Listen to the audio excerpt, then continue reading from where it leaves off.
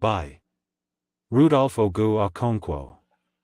After 10 years as a teacher, a young Okija man decided to go and express his gratitude to the most important person who taught him in school. He traveled 47 kilometers to see his old teacher in Nobi, where the 80-year-old man had retired.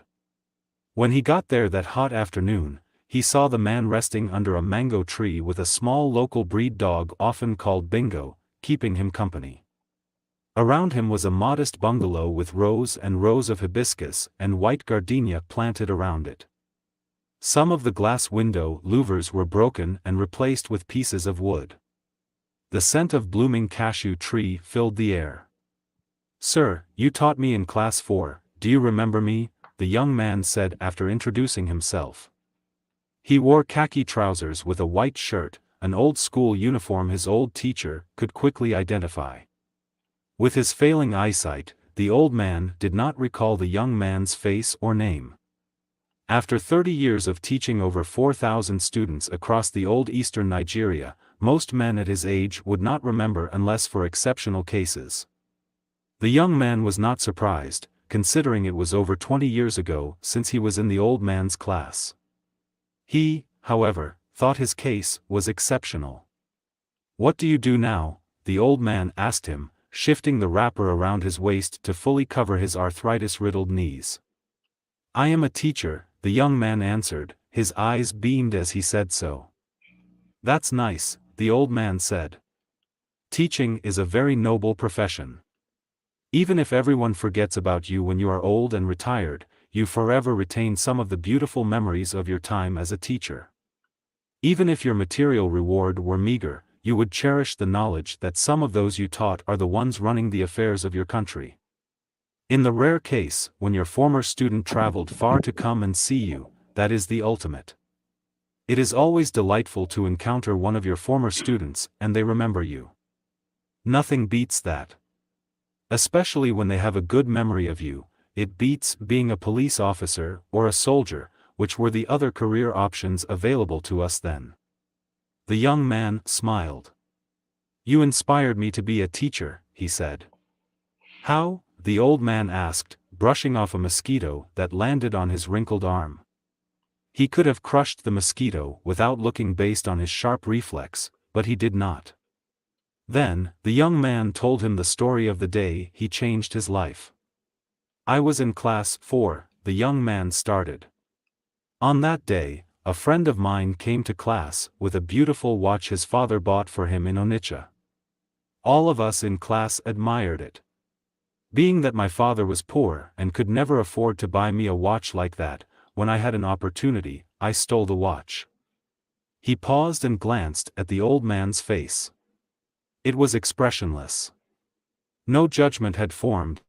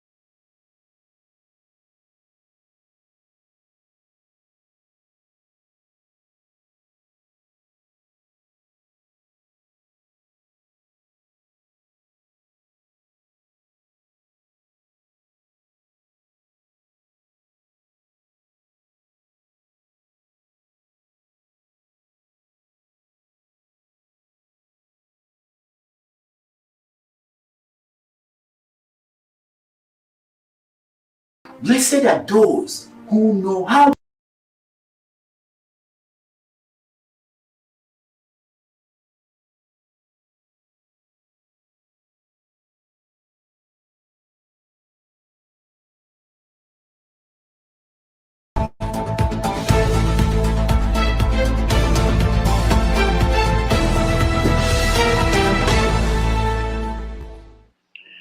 Hello, welcome to another episode of Have Your Say 247. I am Rudolph Okonkwo, and today is a very interesting day on our show. We want to talk about mental illness in Africa, but we have breaking news out of Nigeria, and we want to first have a conversation around that, and then we will get into the topic of the day. So we're going to use the first 30 minutes of the day to talk about P2B resigning from PDP and what it means for the political permutations and combinations in Nigeria. Already we have some of our guests, some of our friends joining us. We want to touch on that topic before we go to anything else. And from Dallas is John Abba. John Abba, welcome to the show. Thank you, Doctor. You have to mute yourself. Okay, Ben, welcome to the show. Thank you. Yeah, Ben, where are you joining us from? From Maryland. Maryland. Okay, very good. Nice to see you. Likewise. So, Janaba, were you surprised at what happened today? About P2B? About P2B?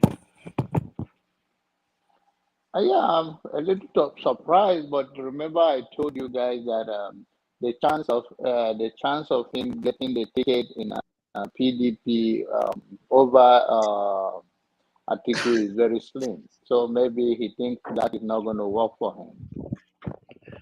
Okay. So will this work for him?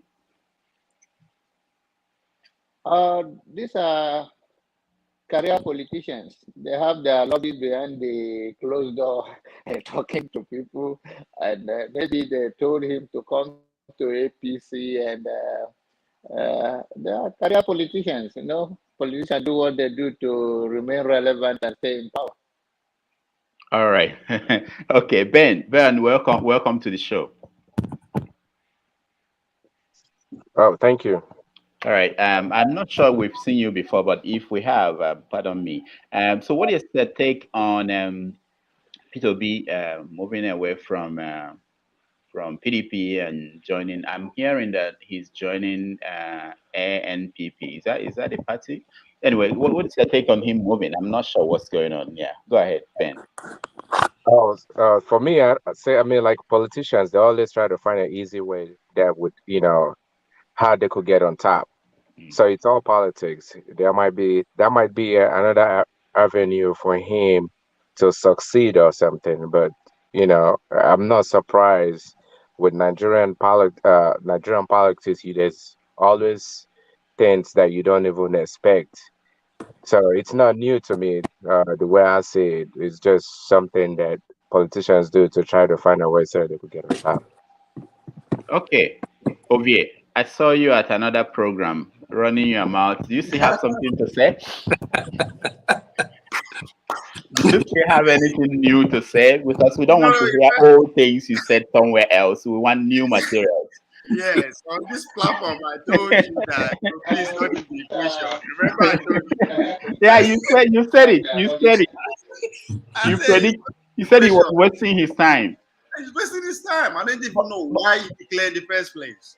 No, but this, I think what don't you think this is a strategic move? Moving out, because now he may get the ticket of a third party, and he may be the there's already a third party, which is the only force. In fact, that's my party anyway. NMPP is already the only force.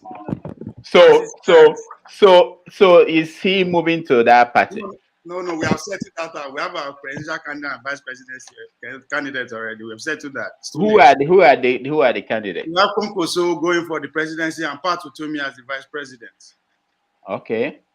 So yeah. You don't think there could be another party that will make it give him the ticket? He didn't say he's not participating. He's going to. I think Obi will end up in Labour Party. I would be shocked if he didn't go to Labour Party. Okay.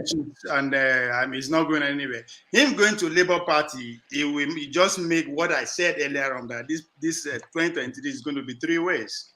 It's just going to be more possible going that three ways. between Konkozo and NPP, Amechi APC, and Atiku in PDP.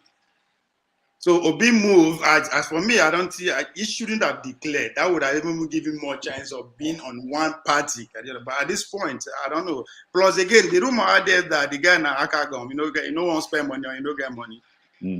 So at this point, how is he going to do it? But don't be surprised about young people. Let's see. Let's go to young Kenny. You don't believe that. All right. Jude, thank you so much. Teaming behind him. One, they're not registered to vote. Two, you come out and say you go jail politician where go spend dollar during your administration. And you think you are welcome to the party. So you think he's finished? No, yes. I talked about before now. I know the equation. On a more serious note, I mean the way the system is set up as it is now, and the political party system that we are practicing, it's not favorable at all. Wow. Okay. Let's hear from Jude. Let's hear from Jude. Jude, do you agree that Obi is a big mistake? Well, like I said in the last time I appeared on this program, it is a foolhardy for anyone to think that Nigeria might still be called Nigeria in 2023. And if that is the case, if that becomes the case, then there won't be any election in 2023. Okay, and anybody that is still hoping that election 2023 is going to solve Nigerian problem, I think that person should submit himself or herself to a mental health examination. Except it's like some of us, most of us that come out on this platform, it's like we don't even see the handwriting on the wall. Is it that we are deceiving ourselves to feel blind of what is going on in Nigeria, not to be able to decode and see the meneteke pese, the handwriting on the wall, to see that Nigeria is over, Nigeria is kaput. There's no, we are only living on a borrowed time. Nigeria is no more. Nigeria is not going to be one again. Anybody that is praying for that, congratulations to that person. Let him continue to pray. Nigeria is going to divide and it's going to disintegrate, and we're all going to go a separate way. The way it's going to happen, I can't tell you, but it's going to happen. Instead, let us devote our energy in preaching, letting people to boycott this so-called election, and use the energy in educating people of the need and the benefits of disintegrating this fraudulent country and contraction called Nigeria under the leadership of a dictatorial and a terrorist president called Muhammadu Buhari. Okay, so Jude, are you saying all these things that are happening, there are movements that our politicians are making, preparing for next year? Are you saying we're just wasting our time? They are all charades. Muhammadu Buhari and his cabal, they already know that they are not willing, they are not going to give up that position. Because the gain that Buhari has made in his quest to Fulanization of Nigeria, the gain he has made. So, by the way, has any of you seen the recent termination of dismissal of generals yesterday? Did any of you saw that list? Rufus, I sent it to your platform. Almost every position in Nigeria now is occupied by Hausa Fulani, by Buhari and his people. So tell me, whoever that is going to win, even in the south, what is the person going to do? How is he going to reconfigure Nigeria? And then Buhari and Fulanis and Muslims will continue to look at them while they remove them from all those offices they have occupied. How is it going? What miracle is the person going to do? Let us not fool ourselves. These people, the only way to bring sanity to this country is to split it. Everybody go their ways, and we'll start building from the scratch. The Biafra will start building from the scratch. Our Dudua brothers will start building from the scratch. Middle belt if they want. If they come out, any breakup that comes out, we'll start building from the scratch. That is just the only way. And this is the only way also we can save life. Otherwise, the killing my main concern is the senseless killing in Nigeria, and everybody's running around campaigning as if nothing is happening. This is human beings they are killing, for crying out loud. It's human being that is dying every day. All right, Jude, hold on, okay? Welcome to the show, Raf. Hi, doctor. Hi, everybody. Yeah, yeah, we're happy to have you. People think that Peter B struck, that what he did was a master stroke. What do you think? I don't know. The professional is here. I'll let Ovier handle that situation because Ovier, he seemed to be the one who had predicted it. So, No, Peter no, Obi, but what happened? He didn't say he's not contesting anymore. He didn't say he's giving up. He's saying well, that. it's difficult. Well, we know how Nigeria works. I don't have hope for anybody who's not in PDP or APC to win the election, to be honest. Wow. My hope was that Peter Obi will come through on PDP. He was my candidate that I was banking on to win. Well, we shall see if some. Because you know, try for no put money for a pocket. As you know, one spend on his behalf. Remember I was hoping the money would come to me, but that's another story for another day. one million youths came out over the weekend. Was it not last week? I think that we should look to that meeting that they had with. Remember, there was a meeting with Obasanjo to have one southern candidate come out. That is something that people are overlooking. So we don't know, because remember the photo that our friend posted on his Instagram from the meeting in Genia Media. All the candidates were not smiling. I didn't see Peter Obi in that meeting. I didn't see a photo of him, but I saw almost all of them were not smiling. But our brother was captioning the photo like Obasanjo was campaigning for Peter Obi to be the candidate, the southern candidate, to come out, the consensus southern candidate. So what happened at that meeting, I would like to know. I wish I was a fly on the wall to find out who Obasanjo was pushing for to be chosen as the consensus southern candidate. If it wasn't Peter Obi, then who is it? Because I know, we have some stubborn heads coming out in the south. No, it was for southern candidate for PDP. All right. Let's go to Blessing. Blessing is in Nigeria. Wike is still in the race. Yeah, Blessing is in Nigeria. Also, Blessing, what are you hearing in Nigeria? Were people in Enugu? I know you're in Enugu. How did they take the news that Peter Obi is leaving PDP? Well, the news hasn't really. Good evening, everyone.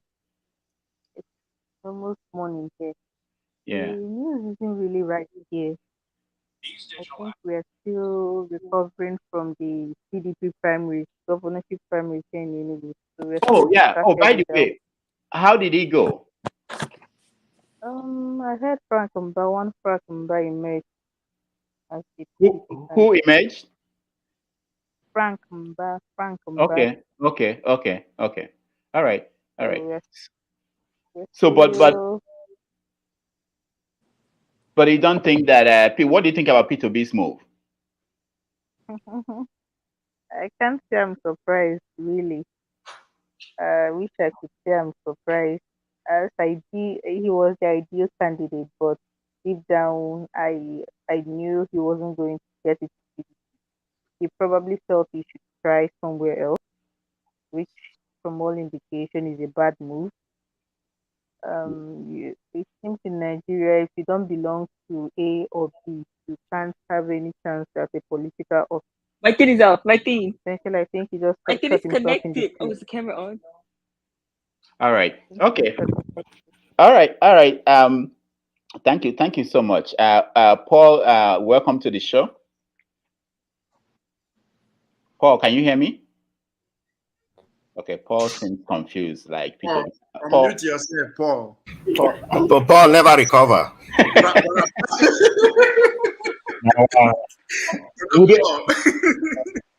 We did for hot seats today, so I switch from one phone to another phone. I'm sorry, please plus TV.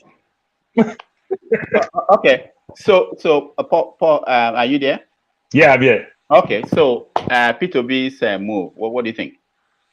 Dr. Damages, this one swept me off my feet. Yeah, you were surprised. I didn't see it coming. I think the 1 million man march that happened with Peter Obi shocked so many people. So the movers and shakers, they had to do something which Peter Obi have a hint. You understand? So you just understand that this is the best time for him to take a bow. and make another strategy. I just think so. What do you think is the strategy? Well, he knows definitely that he's doing very well.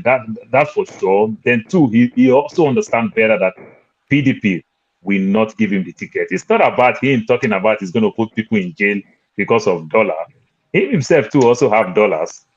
You understand? They have their special place, their guest house that they keep all these things. So it's not that, but I believe when it's the 1 million march, and so many people see that within 1 to 2 weeks ago, Peter Obi is really, really doing well with his campaign. And so I just believe that the way he's doing, he just have a hint that he will never, ever get the ticket from PDP. So it's just better for him to take a bow. The earlier, the better. Take a bow? How? I mean, you mean he's gone? What do you mean by that? Take a bow from PDP. And then what? What's the strategy? Tell me. The strategy right now is to go to Labour Party, like Sarah Reporter said, but I believe maybe by tomorrow or next to start getting more information about it. But he knows definitely well that PDP will not give him the ticket. That I can tell you. He already knows that. For him to leave PDP, because like I argued the other day, the way Nigeria see this election, it's all about PDP and APC, and it's so painful the way we see the election, the way it's going. So for him to leave PDP, I think the primaries, they've already done the primaries for Peter Obi, and he lost. So he's trying another party. All right. All right. Let me come back to you, Janaba. What does this now mean for people who are left in PDP? Whoever left in PDP will follow their godfather Atiku. End of the day, there's nobody there that's going to take the ticket from Atiku. I already told you that long ago. And to my other brother that is talking about the womb in Nigeria, this is not the first time Nigeria has gone through this. I understand his frustration and all of that, the agitation from Dudua and the other ones, but then when everything is said and done, that's why we have Nigerian police force. Nigerian police force is control from control from Abuja. So the Abuja will send down there, just like they do to Korocha. Anybody that say they will dig the hole to him and kick him up. So let us not go there. Let us pray that we all understand that the situation with Nigeria. Jesus Christ come for a long time, and we have other religions that have been on the ground for a long time. It will not solve it. All of what we are doing now, we are sharing the information. How do we go from here? Who have a better knowledge? That is the only way we're going to fix our problem. And we cannot be relying on foreign people or all those agitation. We fix it. But in terms of Nigeria, there won't be a 2023 election. That's not gonna work. There will be. Okay. And, all right. People will emerge. All right. Ovie, is this a sign for other candidates in, let's say, APC to make their move now? Or because I thought that the strategy was, if you stay till 29th, till the weekend, you may not have the chance to now go to any other party and come out from any other party. So he decided to leave now so that he will be able to come out from any other party. What does that say to people like the vice president, people like Tinubu, who may be thinking that APC may not give them the ticket? Do you think that we may get a breaking news in another few days? No, because that of APC, there are only two serious candidates as far as I'm concerned, Amechi and Tinubu. And Tinubu, based on his antecedents and who he is, as I said before, they will give him a juicy offer. It's not going anywhere. They will give him a very juicy offer that he will agree to the consensus, which is going to be Amechi. I mean, Oshembajo has never been a factor from day one. I don't think he even knows what he's doing in the first place. You talk with such authority. no, because now, wait again. I mean, 100 million per pound, I said it before, not donation. That is not, people collect that form. That is their own way of contributing to the party, because they are not going anywhere. And again, if you look at what happened to our brother from the Rochas Okorocha, when he go down, they beg Jesus Christ, say, may come to an aid. Jesus Christ on vacation in Ghana. Now that is just it's a warning sign to anybody who no go say to the consensus.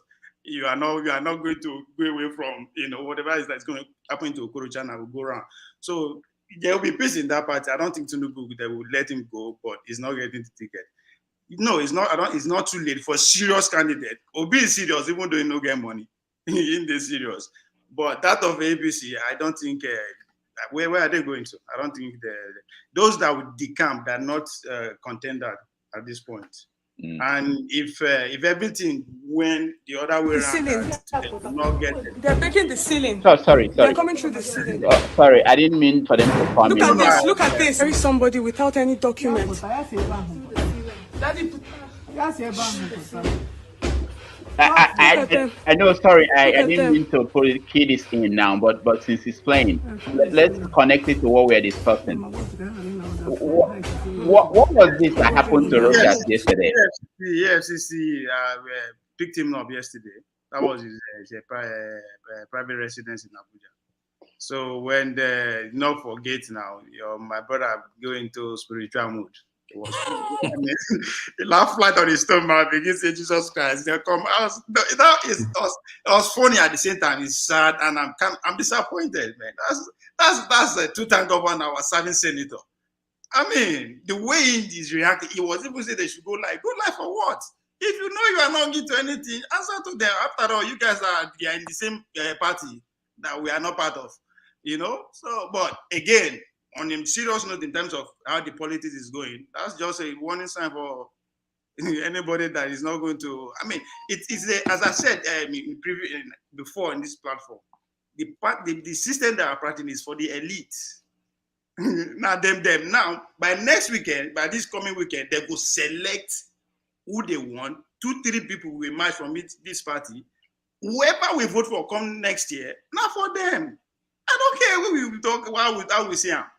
So it's just shenanigans, but it's a game. It's just a game. Peter Obi he understands, he knows it's part and parcel of them from the one two-time governor, and I'd expect him for the fact that it's not up from since how many years now it's been out of power, and it still remains relevant in the media space, in the mainstream politics. So I give him credit for that, but for the Nigeria, the level where we're there now, we never mature reach that level.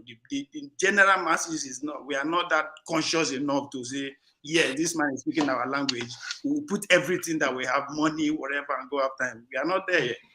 So all right, and doctor, sorry, 1 second. And Nigeria, with the way we play politics, Obi might also shock us again, in the sense that PDP might take the power to the north, and you'll be so shocked that they call Obi back to become VP, and he will take that position as a VP. Let it look like they called him back even when he left the party to say, okay, we still need you. You are relevant to the party. Come back. Nigeria can shock you with anything. Anything is possible. The question we should be asking, Obi, does he really have structure on ground? He no gets. Obi don't have structure, but Obi have the ordinary Nigerians that is willing to vote. How many to read, just to vote. Yeah, that's what I just think. All right. Hold on, Jude. Looking at what happened to Okorocha, he lives in this fortified building. He thought that nobody could reach him. Since Senator, my doors are bulletproof. They are armored, whatever. But see what happened to him. Do you think that a government that is powerful enough to do this to a sitting senator is not powerful enough to push for this election to happen? Well, what happened to Okorocha, I mean, it further portrays the, even if what happened to him yesterday, I'm not going to say it was wrong. It shows the impunity of the system that we are running, how that they can do anything they want at any time. They didn't go there with a warrant. Were they not supposed to go there with a warrant? But they didn't go there with that. So they just broke into people's house. Now, any of us who are here, can anybody tell me in any civilized, not even civilized, any country of the world, this kind of thing has ever happened? Breaking through a ceiling to go and get somebody who is not running away, who is a sitting senator. This is total madness. This is total insanity. This is very crude for a nation, and some of us are laughing at. I'm not seeing it. I'm seeing it from the perspective of what a civilized society should be. This is so crude. This is so backward. This is so primitive. What happened yesterday? It is something that is. So sad to say. Okay, but anyway, beside that, Nigerian government, we all know that it can do anything they want. We are basically, we are basically in a dictatorship regime. This is not democracy. This is far from being a democratized nation. This is dictatorship. They can do anything they want. And again, it shows that we should, no matter how we deceive ourselves, at the end of the day, what happened in Animal Farm, for some of us who have read that book, whether Nigeria whether Buhari is controlling the military, controlling a police, like that my brother has said there, he will send the police to crack down those who doesn't want Nigeria or election to come. What happened in Animal Farm, everybody here should go and write it down. It's going to happen in Nigeria. Whether you smile, whether you like it or not, it is going to happen in Nigeria. Just it's happening. It's happening already. It's happening. No, to the extent that remember when it happened in Animal Farm, all the leaders were taken off, right? But the leaders are still here. The actors on the stage, they are still fully active and operating. But the Animal Farm one, at the end of the day, the actors were banished, were killed. Many of them were killed and banished. That is what is going to happen in Nigeria. Okay? Yes, I said Nigeria they may not be Nigeria come 2023.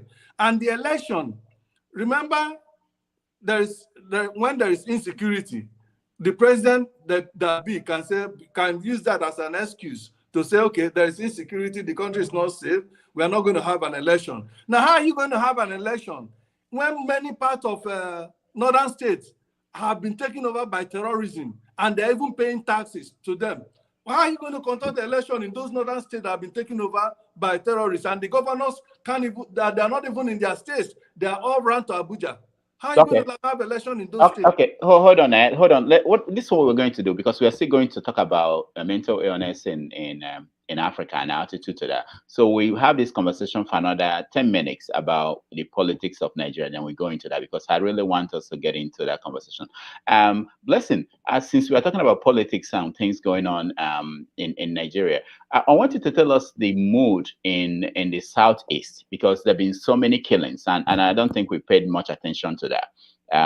The killing of the Fatima and her kids in Anambra State is a very serious thing, and the beheading of the lawmaker. So, what is the mood of people in the East? Tell me what people are saying. Doc, the mood in the Southeast is very subdued and tense. Very tense. Are people? Do they have any idea of the people doing this? The thing is, I don't know how to put this, but everybody is walking on eggshells. Including the politicians? Including the politicians. Even with the ordinary people, we are walking on eggshells, because you can be speaking when news like this break. We in the Southeast, we dey suffer chook mouth inside o. We dey suffer chook mouth inside. I know the times I have been hounded on Facebook. Somebody actually said he was going to track me down and deal with me, that I was a saboteur because I called out their shenanigans when it started newly. When this whole nonsense started newly, I was quite vocal. So somebody was like, you, saboteur, this, that. I know where you live. I'm going to track you down. I'm going to teach you what happens to saboteurs. I blocked him. I blocked him and life went on. But I want you to understand that with everything that has been happening recently, the mood here is a very tense one. It's like everybody's scared, especially those in Anambra. They are afraid of a retaliation. They are afraid the people in the northerners are going to retaliate. They're going to start killing Igbos over there. They are scared the ones here in Anambra and in the southeast are going to cause unrest. And the worst part is when this thing happens, if their fears do come to pass, it is not the unknown government because they are unknown. They claim they are unknown. It is not the unknown government who did this, who are going to bear the brunt. It is the ordinary people who are Mm. still going to bear the brunt. So the mood is a very tense one. All right, let's use a few minutes to talk about that situation. Ben, welcome back. You can unmute yourself if you're muted. What is your take on the killings in the southeast? So honestly, I've not been following too much of those stories. I can't really comment on it, but the ones that I've seen so far, I just think it's very unfortunate that this stuff keep going with the way in a almost developed country. That's what I would say Nigeria is, right? And I listened to that gentleman saying there's gonna be divide in country. I don't think that's gonna solve the problem in that country.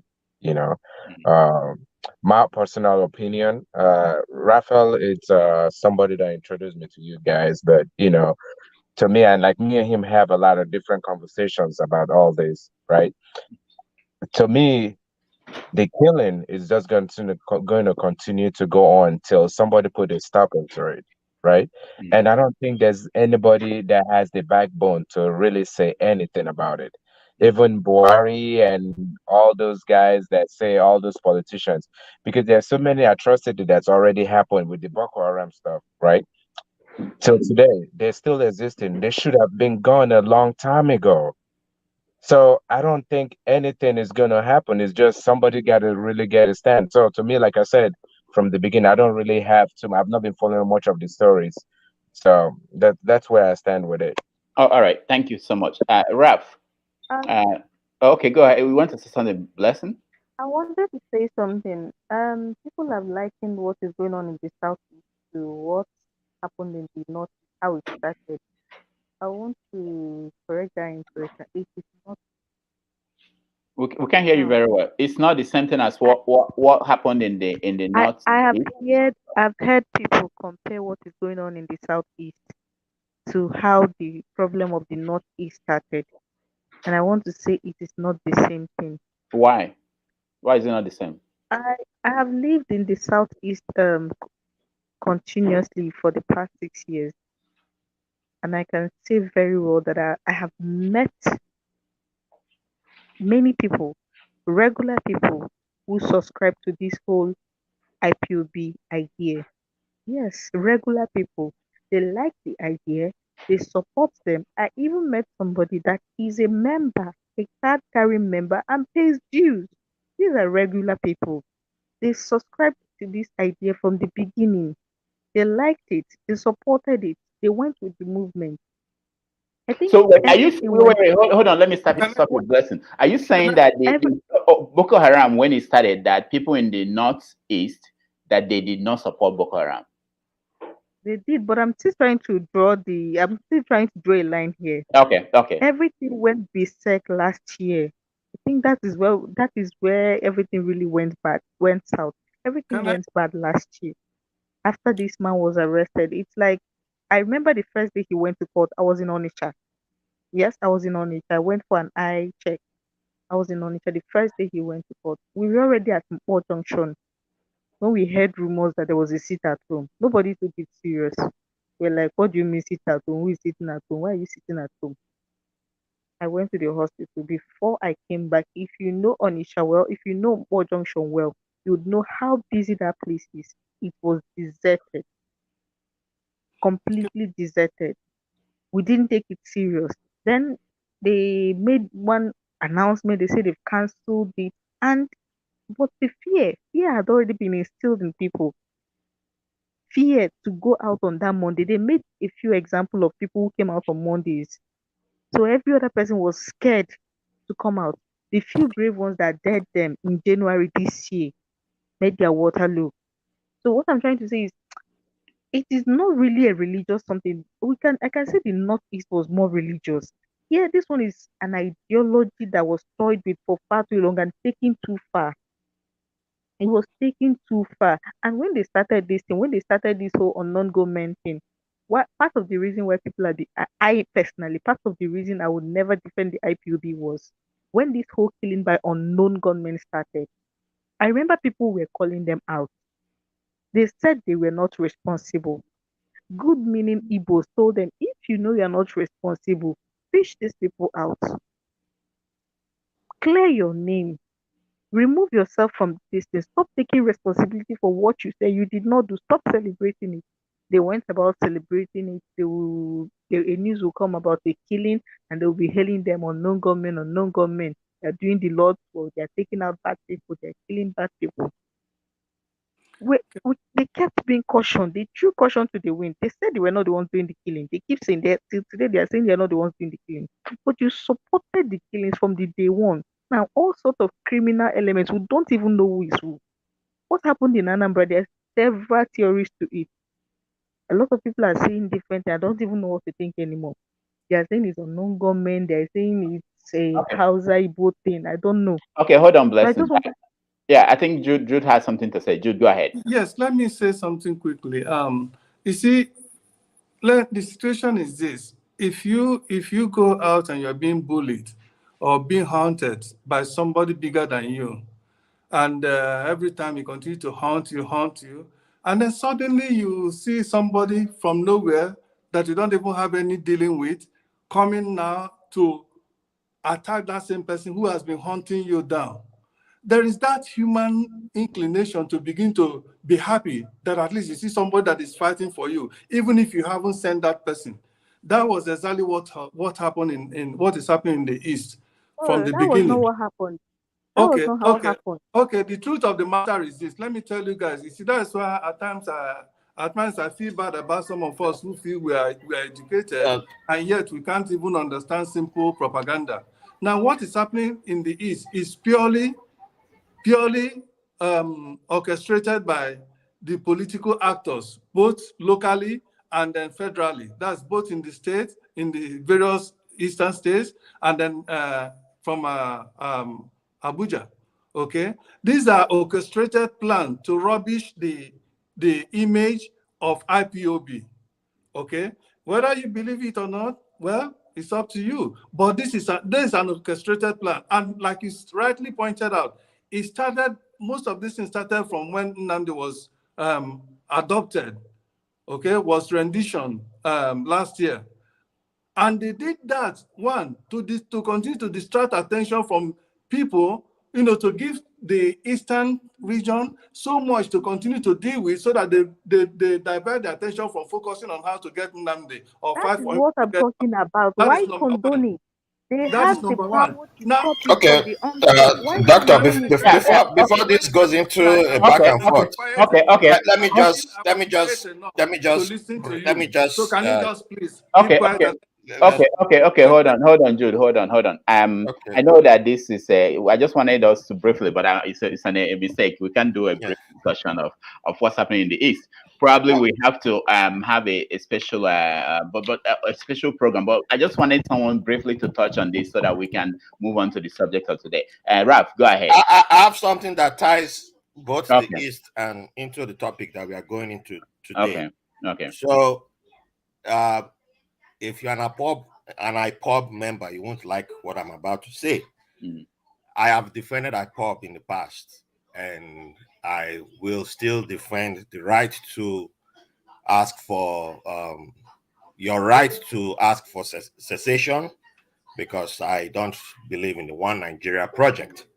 However, I believe in the BBC documentary that came out recently, because I know someone personally involved in the troll farm, because he's someone who is dear and near to me, who I've known for a long time, since 2007. We've had a great relationship.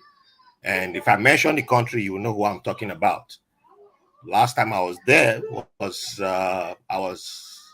He hosted me when I was my first time I went to Finland, and we've known each other since 2007 online. But when I went to Finland, we've always known each other. I have his number a long time, and I know his views. I know his views when it comes to Biafra and all that. And then I saw him slowly when he started, and when he started doing this online thing, and I was like, oh boy, this not where they go. He said, yes. I said, are you sure? At first, he was saying something different. Then it started, and then all of a sudden, it started blowing up on YouTube.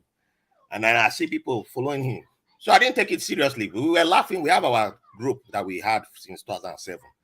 We were laughing about it. Then I watched the documentary. I saw that he led to the killing of somebody in Imo State because he pointed out this person is a traitor to the Igbo cause. He deserves to die. And they killed the person. That is not what I signed up for. That is not who I am. I don't do that. I am even with my IYC, I don't do that type of thing. So, yeah, that is, we don't admit the power of misinformation. We're in a digital age. We can claim that it's not the same as Northeast. There's a huge misinformation and disinformation play. Jude, you mentioned propaganda. Propaganda is being used against your people by your own people today, and it's by your same IPOB that is doing it. It hurts to hear it. The truth hurts. Yeah, I was disappointed when I watched that documentary because I know the person. I know this person. I know the conversations we've had. If I bring my text and I start showing you, my name will start being mentioned that they should kill me too. They should kill my daughter. They should kill people. They will call me traitor and they'll say that because I saw what he was saying. In that, I haven't watched his videos for some months. So I saw what he was saying with his own words. And I'm like, when Dr. Damages, you interviewed Senator Abaribe, and he mentioned this person. He referred to him. He didn't say his name, but he mentioned Finland. I texted him and said, oh, this man probably was it you was talking about in a joking manner? And he asked me, where's the video? I was like, man, go watch the video yourself. It's Dr. Damages. Go watch it. And I saw on my YouTube notification that he released the video. He was referring to that. I didn't watch the video, but I'm pretty sure he said something about it. And I don't know what he has said about you. So I'm like, what role have I played now in this, something like this? By not calling him, holding him accountable. It's the same as Northeast, my sister. I'm sorry. It's the same because we think it's just religion. Sorry, my daughter is playing that, so she's making some noise. We think it's just religion. No, if you know how to play the game, if you have studied how the Russian troll farms work, all you need to do is have a bunch of people know the buzzwords to use, pay certain people, tell them, throw these words out there, find the people, throw these words out there, and they will just be throwing it at you. Social media now is making it possible. And you say you want to leave Nigeria, these people don't like you, Fulani don't like you, Hausa don't like you, they were killing you, and they will just be pumping it at you, and next thing you will kill. All right, thank you, thank you. So I'm sorry, Raf. When we have a special episode on Biafra, we will invite you. You have something you are not telling us all the story, but we'll invite you. Let's see. Why are you laughing, Ovie? This is a serious business. I mean, Raf is spot on. I mean, this on our politics. I remember you were talking about me to other platforms that I've been saying this like 2 years ago. Come 2023, we are going to have a new sheriff in town. Everybody is pulling stones and wings to say, yes, I stand a chance. On our politics, it might be very myopic or very lame at the way I'm putting it, but by the time you start dissecting in detail, you will see why it's just like a round. By the time you start pointing out to the actors, you know that everything will come together. On our politics, it's unfortunately that it's a matter of life and death, but it is what it is. Yeah, but it's sad. Now, just as you said, now them, they use their own propaganda against themselves, if it's even propaganda at all. So let me ask. Okay, and I think Peter was, popping in the conversation too on Twitter anyway about he didn't say anything about the. I mean, about the. No, he issued a statement too. Yeah, that's what I wanted to. He issued a statement before I saw the statement of leaving PDP. There was a statement from him where he said that that killing was not acceptable. Jude, what do you think about in the southeast? You know, if you look at the statistics about people who registered to vote, the numbers are very low compared to other regions of the country, and right there, the southeast is already in a disadvantaged position. And no matter how many times you've said that the constitution doesn't work, there should be no election. Most of the people who are pushing for an election are pushing. Their things are happening. In Enugu, they had a primaries for the PDP, and they are preparing for these elections. So where does that leave the southeast? Well, as a matter of fact, I don't know. Just few people that still believe in the election. Majority of the Igbos or the Southeast don't believe in the election, and also they have lost faith in the country called Nigeria. Personally, I have lost faith that nothing good will come out of that country.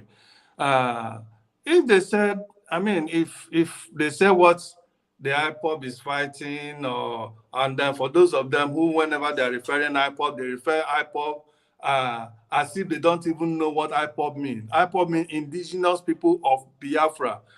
Whether you like it or not, whether you agree you are a member of IPOB or not, for the fact that you are an Igbo man, you are living within that Biafra thing, you are automatically an IPOB. And when the killing that Buhari is killing, is it not everybody? Most of those young kids, they are going around picking up and killing in the middle of the night and in the days and the times that they normally go and kill them. Many of them are perhaps from families of those who doesn't believe in IPOB, but he sees everybody as an IPOB. Okay, he said they're a dot and he's going to wipe them, and he has been doing that, and he has been carrying propaganda to make the whole world believe that they are terrorists that he has labeled them to be. And some of us will come out here and be laughing and be, try to, justify what is happening in the East, as if IPOB is the one they brought it upon themselves, or they are the one causing it. Well, good luck to you guys. Like they said, Nigeria, there's a breakfast in Nigeria, and everybody is going to eat that breakfast. You that is laughing today because your brother or your sister hasn't been affected, who knows? Who knows who is going to be next? It's a matter of time. Okay, so all right. The earlier we break up this country, the better we'll save life. We'll stop this mayhem. Okay, thank you so much, Jude. Paul, say your last word so we can go to the topic of today, which about the situation in the Southeast. Paul, go ahead. Let me just take it off from where Jude stopped, and I feel his pain, what is going on in the Southeast, but I have to let him understand that what is going on in the Southeast, it is still politics. Every other part of the region suffer the same thing. I come from the South. We have all this oil and every other thing. We still suffer from it, We don't have anything to call our own when it comes to the oil. You tell me anybody from South that have this big license, you understand? But the South, they are not the armies and politicians. They are not bombarding them. They are not bombarding. Everybody have our own peculiar problems. So if you want to use the killings, I understand. If you want to talk about killings, do you know the numbers of people that Buhari have killed in the north? In the so-called bandits, the Boko Haram. Those are terrorists. Let them it is the same thing now we have in the Southeast too. That's why they bring the Operation Python dance. Let the Fulanis and let them kill themselves. Yeah, technically it is the same thing they have in the Southeast right now. Because people, the Biafran have good ideology, but because of what they are going through, the pain they are passing through, and everything, some other young youth, you understand, also want to take advantage of the system. My brother, there is poverty in the land. So people might use in the name of Biafran to steal, to abuse people. Whenever any Biafran abuse any non-citizen, non-resident from that part of the country, they also go back and tell their people. All right. So we all, let me go one little funny place. I live in Lagos for many years. I was born, raised in Lagos. Let me tell you a funny thing. There are things we say that you as an Igbo man don't see to be anything. You know, I know an area where it's an average Igbo community. Tell me any place an Igbo man have a house that rented to a Yoruba man, to an Hausa man. They have, in another way around, when an Igbo man do business, they are very, very conservative to themselves. They keep things to themselves. You understand? They reach out everywhere. They cover Nigeria very well. They spread their tentacles in the whole 36 states. You understand? But anywhere an Igbo man also do business, they don't do business with stranger. Igbo man will never build a house, face me and face you, rent a house to another place. Yeah, at the end of the day, we'll still rent it to an Igbo man. The sweepers business. Yes, you might say that. You might say that is not true. See, no. It started with all this little. It started with all this little thing. That is not true. Okay, hold on. You live in Lagos. I live in Lagos. I know houses. Did you build a house in Lagos and you rent for a Yoruba man? Did you build a house and rent for a Yoruba man as an Igbo man? Where I stays in Lagos, whenever I visit, is owned by an Igbo man, and he rented. I'm one of the tenants, and there's a Yoruba man that was one of the tenants, right? Sir, if I tell you that it's 100%, then I'm lying. But what is the percentage? You want to rent, tell me anywhere you do business. There is nothing wrong with it. We see the Jewish people, they do that. You want to rent your property that someone that will pay you your money, not somebody that will live there and will not pay. You see your mindset. That is your mindset. So if an Hausa man also do the same thing, we'll blame them for it. You understand? But these things don't really mean anything. The Jewish people do the same thing. The Chinese do the same thing here in America. The Indian do the same thing. There is no big deal. I am not saying it. Is it the same? Maybe you are living in a different Lagos, not the same Lagos that I lived for many years. And I live in Lagos. If you tell me Alaba International, where Igbo people do business, tell me the Yoruba man in that line. It is Yoruba that will say, Omo Igbo, I won't give him a house. Yorubas that discriminate. No, it is the one that has his money. Anybody that will pay him his money, it is the one. No, let's not go there. Let's not go there. I am not saying it from negative. I am telling you as an outsider where things like this started from. I am not saying it. I'm not saying it. People in Nigeria today is the Igbo man. Okay. So we've gone and embracing and loving people in Nigeria today is the Igbo man. Because those are the only place that go to anywhere. They want to develop that place. They want to make it their home. All right. That's true.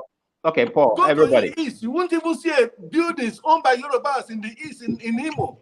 Rented. You won't see it. Ask anybody. Neither will you see outside people building houses in Igbo and renting into companies. But go to all over Nigeria. Igbo people, they have houses and they rent it out to whoever that will pay them their rent. No. All right. Let us not come here and be deceiving people with our lives. No, that's it's all right. Let's move. Hold on, everybody. We're moving on to our topic of today.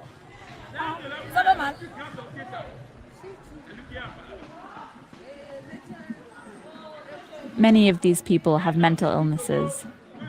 Their desperate families have left them here because they have nowhere else to turn. Daily prayers are their only treatment.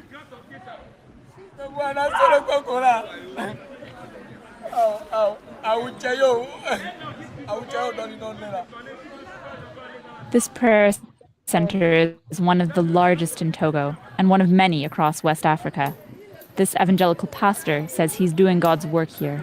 Si quelqu'un est malade, comme un trouble mentaux, on n'a qu'à venir chez nous et on va prier pour eux. Par la grâce de Dieu, il va trouver la guérison. Un homme ou une femme enchaîné, bloqué dans le bois. Je dis toujours, c'est pas leur faute. He took us behind the prayer hall, where people with mental illnesses are kept. There are 153 men and women here.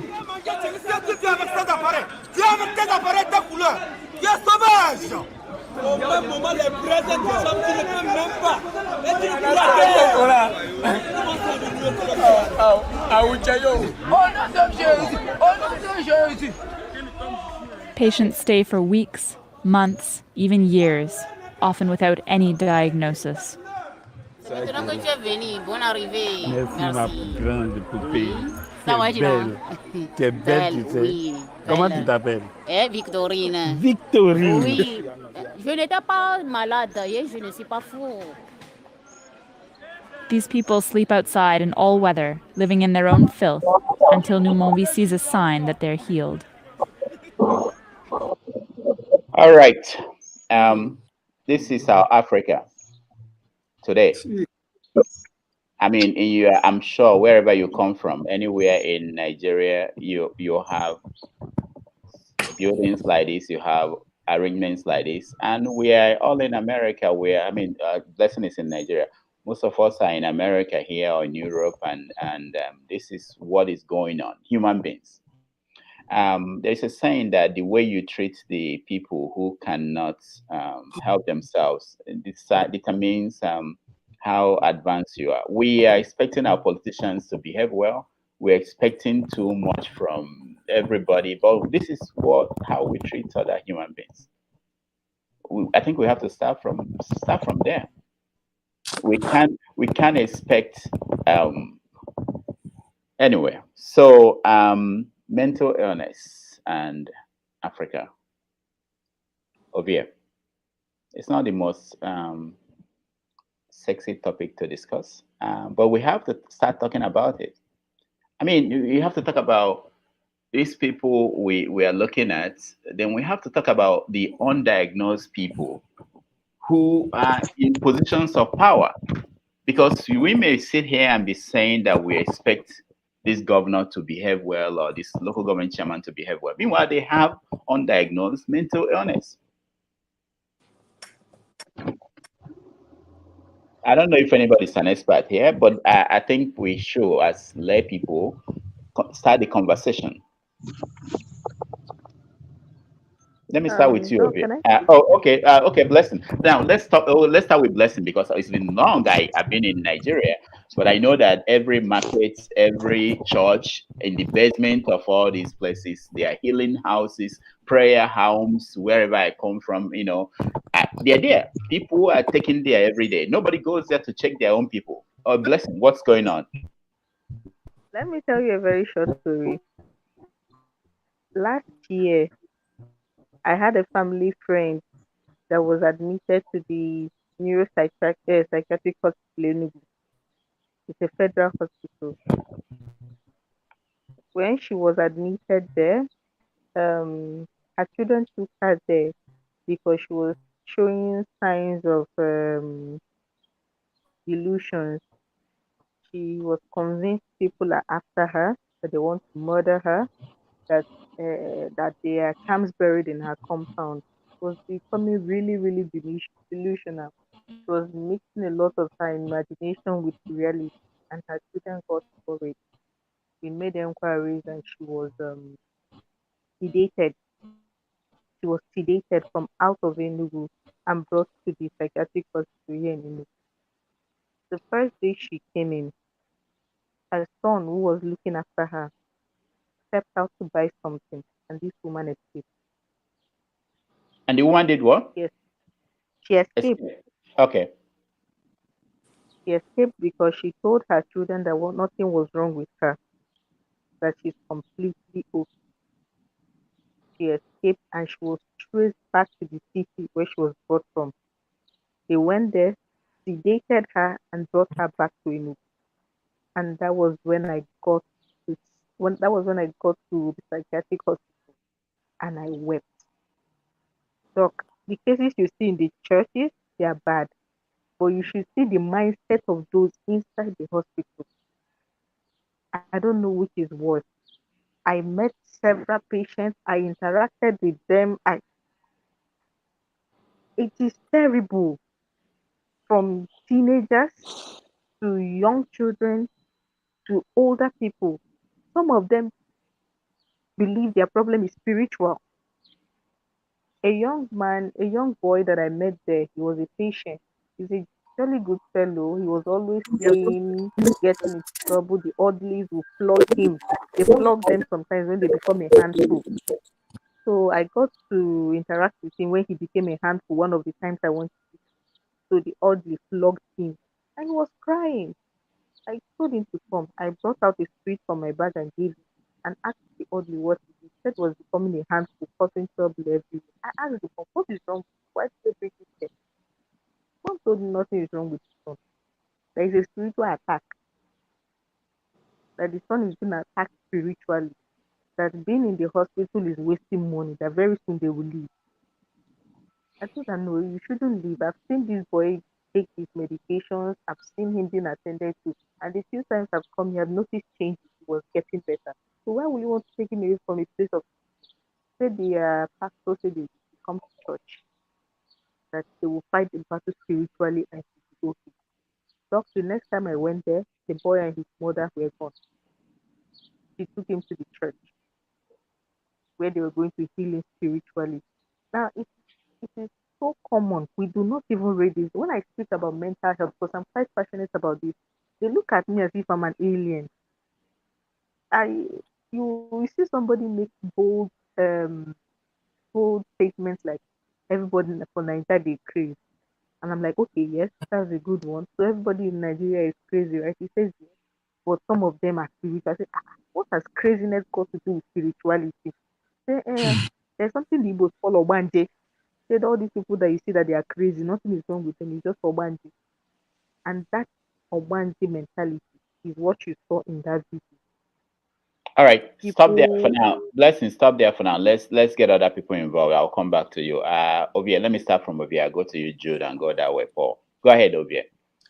I mean, from the video you showed, I have a different perspective. The lady said the only treatment they receive there is prayers.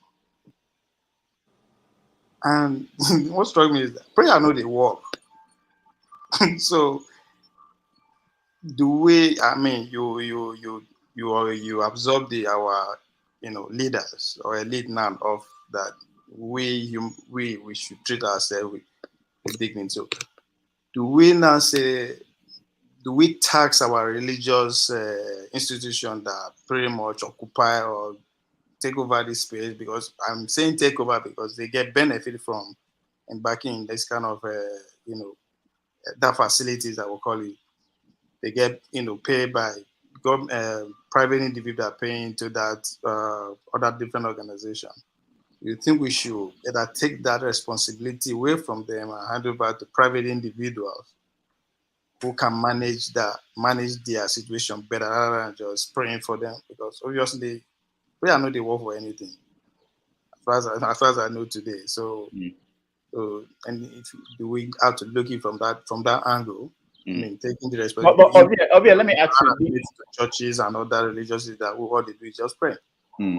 All right, Jude, hold on. Okay, let me come to you, Jude. Jude, what do you know about mental illness in Nigeria and how we treat those who have mental illness?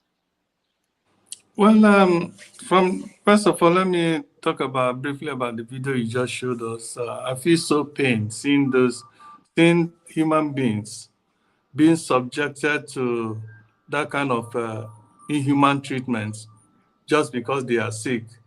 Mental illness is not different from somebody having cancer. It's not different from somebody having one or any other illness or the other.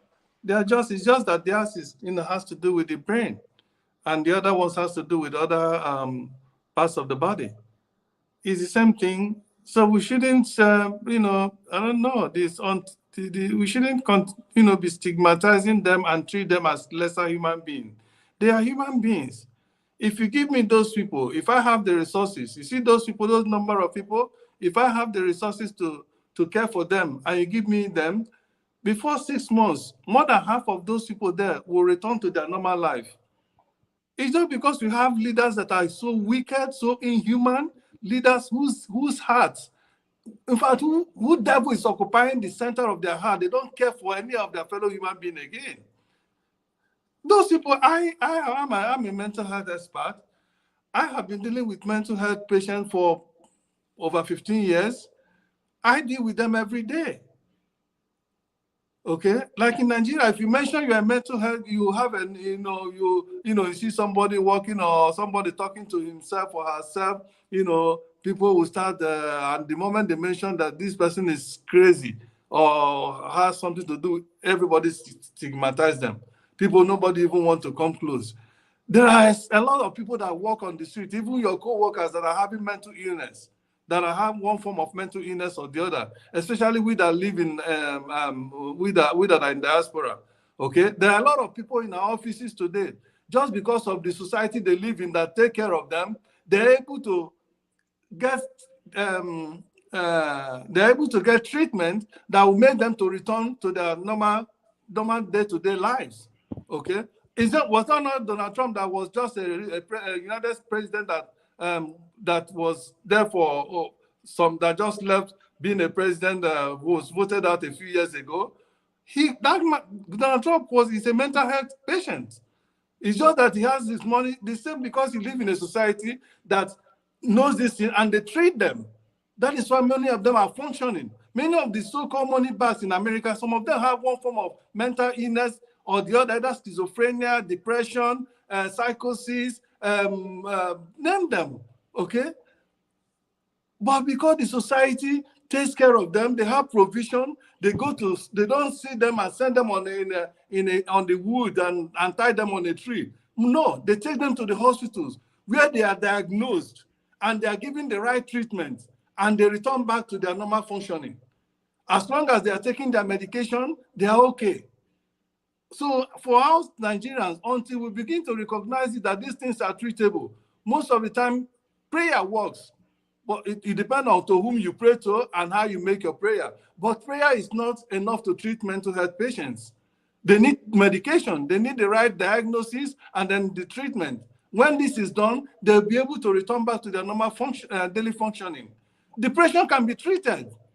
Depression is one of the easiest mental health to treat. Is it schizophrenia? Is it paranoid schizophrenia? Is it what our sister mentioned there? That's somebody is simply going through paranoid schizophrenia, okay? Which the medication for those kind of situations are just everywhere. It's just getting the right medication and the right combination and then give to them with some other with some other therapy, and they're okay. All right, Jude, we're going to come back to you. Let me go to Paul. Paul, do you know? Because when I saw those videos, I could remember watching on the street in my hometown, people with mental illness lining up behind a man who is playing music for them, and people. What is your experience growing up in Nigeria? Yeah, Dr. Damage, just like you said, I see that a lot when they bring people like that. I hate to say this from the Southeast, they use them to sing, to make money. It can be very, very painful. I didn't really know much about it then, other than you just sympathize for them and give them change.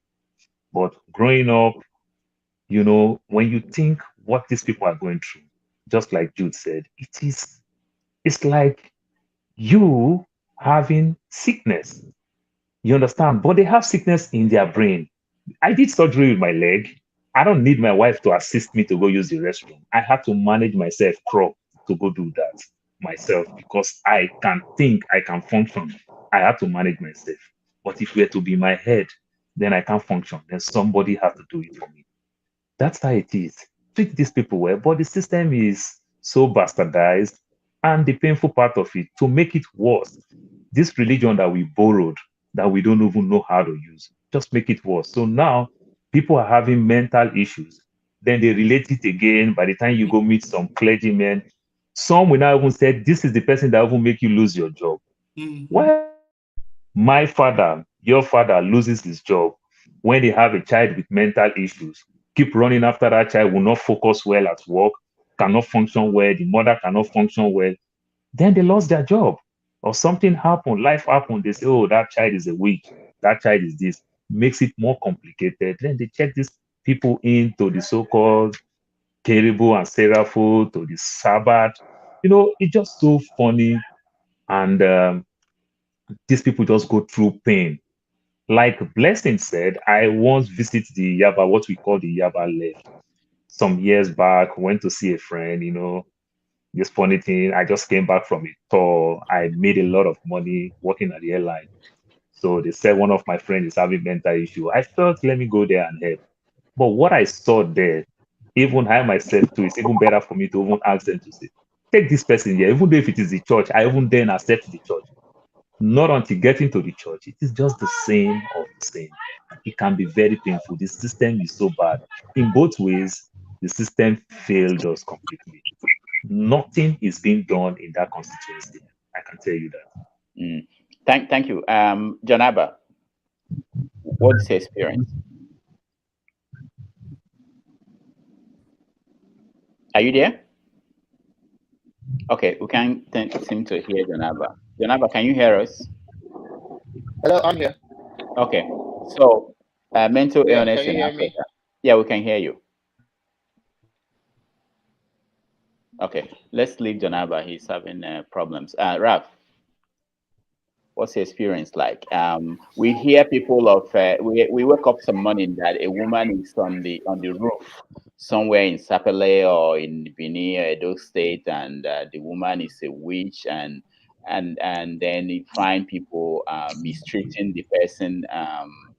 What is your take on what should be done? Well, a country that loses over, excuse me, a country that loses over 6,000 doctors a year might have to start there first. You might have to stop losing over 6,000 doctors, because you need doctors in that, because that includes doctors who are in the mental health space. And we are saying doctors, that include, we are not even counting other health professionals. That's just only medical doctors. So we don't even know how many medical professionals in total that we are losing from that country alone. One thing I know for sure is that wickedness is our bread and butter, brought to you by religion, cooked up by our upbringing. One of my guests, who's now a musician based in Sweden, we both grew up in Benin City together, but never talked to each other. But we were in the same room as teenagers. He went to Benedict secondary school. I went to Word of Faith. And he said something when he was on my podcast. He said, every Nigerian is dealing with one form of trauma, but based on your understanding, you choose to accept it or not. Because what do we know about the word trauma? We don't. You say, blood of Jesus, God forbid, that's not my portion. So you avoid it, you deny it. And we don't know, how do we even deal with grief? Do we allow people to grieve? If you have faced death before, if you've dealt with death, all those things all contribute to mental illness in one way or the other. If a woman gives birth, she can fall into a major depression, right? Am I wrong, Jude? Yeah, it's called postpartum depression. Postpartum depression. And now we know that even the men, the father of the child, can also fall into it too, based on studies. Yeah, there are so many But factors. how many people know about that? We say, hey, this one, you know, respect mother-in-law, or you know, respect. What language have we been using to talk about all these things over the years? We just, what kind of attack? It's always attack. Why? Why is it always attack?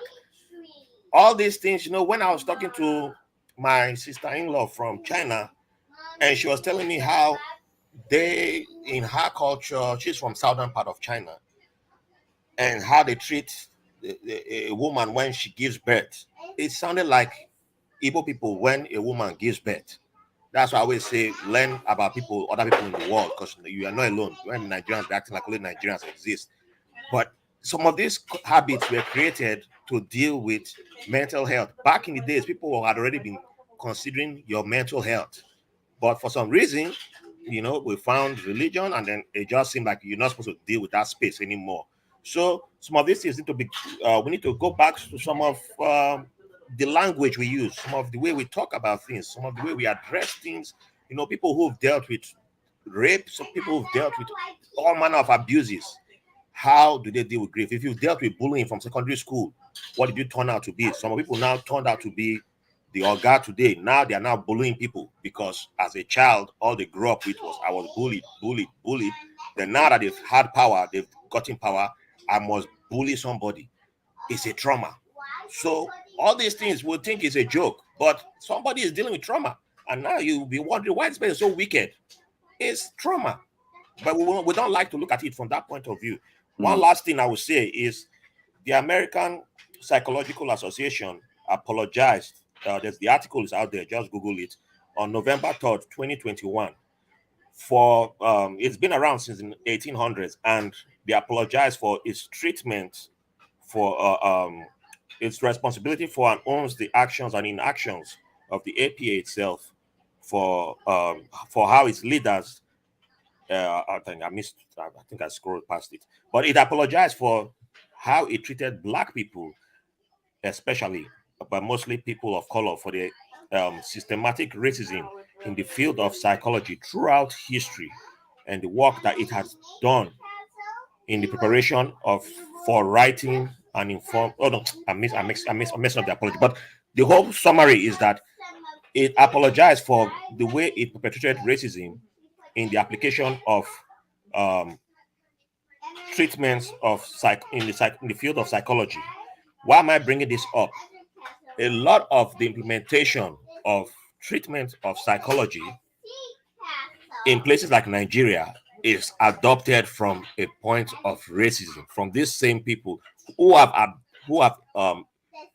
improved or updated the system from the way it was back in the days. Have we updated ours? Because if we have updated ours, it means you won't. If a gay person comes for treatment, you will, hey, this one not be psych. You will say no.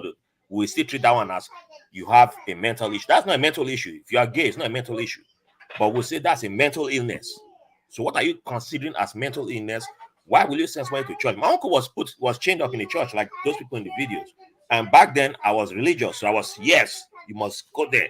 You know, I know of Muslims who have been chained up in Islamic places. We had BBC Africa released 2 big articles about that, and there was a video of for some reason Nigerian police seemed to walk and they went and bailed people out, including a gentleman who his only crime he committed was that his parents sent him to UK for school.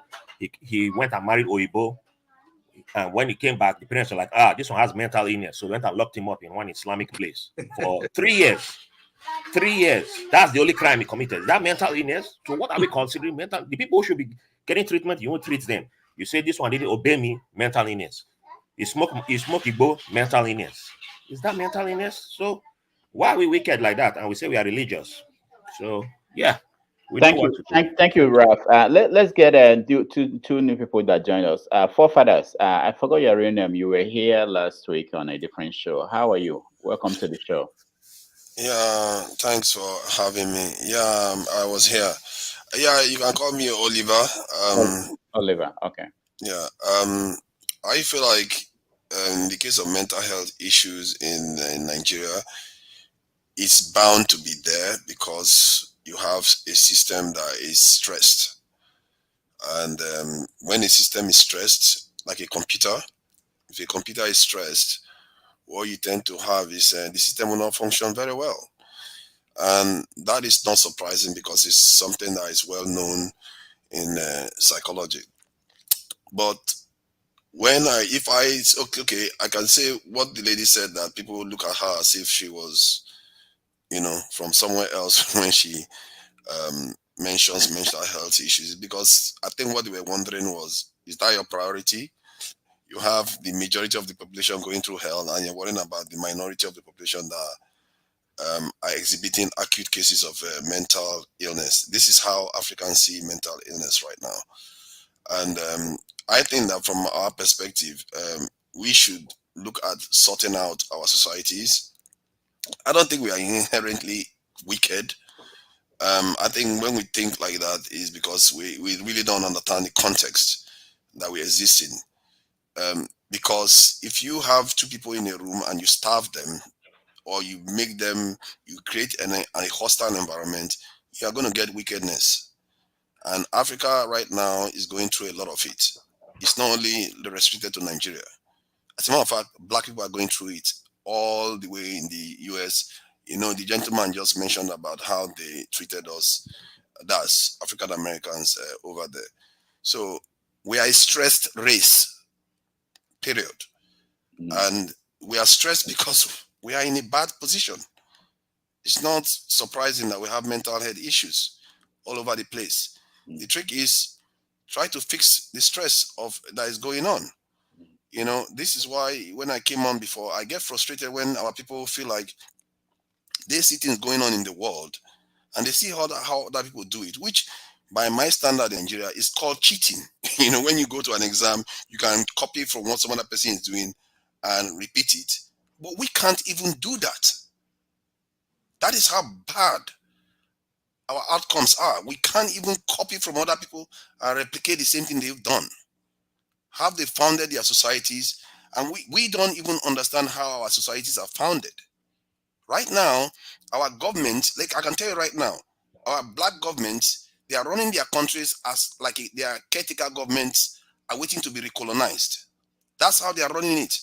They are not running it as a nation that is independent of external influence. That's right. That is why we are stressed. And we don't notice it. That's why suffering is all over the black countries. Is it by coincidence most of the black countries are the poor ones? Because they are not running it like independent nations. If our country was stressed, it was well run, what you have is all these things we are talking about mental health issues, the doctors will be there. Even if they go overseas, the ones that are being trained will still be there. They will have education. You will not be seeing strikes all the time. You will have power supply. All these simple things. Simple things. You know how much it takes to buy a mobile power plant to light up 160,000 homes? $11 million. Nigeria is a country of $500 billion GDP. But why can't we do that? Like I said, when I look at the way our countries are being run, they are run as if it's a caretaker government, and that's what frustrates me. It's common sense. Why won't our people be stressed? We see our people being... This is what bothers me. We see our people being suffering, being tied to trees, being used for sacrifice, ransom, and we are all educated. We don't pick up, we see the cheat sheet everywhere, how other people have done it, and we don't copy. Thank you so much, Oliver. Kaide, let me come to you. We can blame the government as much as we want, but the next question is, Kaide disappeared on me. What are we going to do as individuals? Because if you look at the history of reforms in mental institutions in America, it didn't start with the government. The government was simply interested in dumping people in mental hospitals. But it was people like the Kennedys, influential families who had people who had mental illness issues that pushed for reforms. I think there are enough of Africans abroad who are aware now that the treatment that we give to people with mental illness in Africa is not sufficient. It's not even acceptable. How are we going to begin to change that? Because there are a few things that we can do. This is not we can depend on the government. They are obviously overwhelmed by the basic things of doing the basic things for the people. Hello. Yeah, Kaide, hi, welcome to the show. Yeah, good evening, sir, and good evening, all participants. So I'm sorry, I had to rush out of my office to catch the glimpse of the program. I'm sorry I'm late a little bit. No, that's... Yeah, it's been an interesting and very pertinent topic that you have raised this afternoon, boss. And you heard, I believe everybody heard about the shooting in Uvalde, Texas yesterday, which left 21 people dead.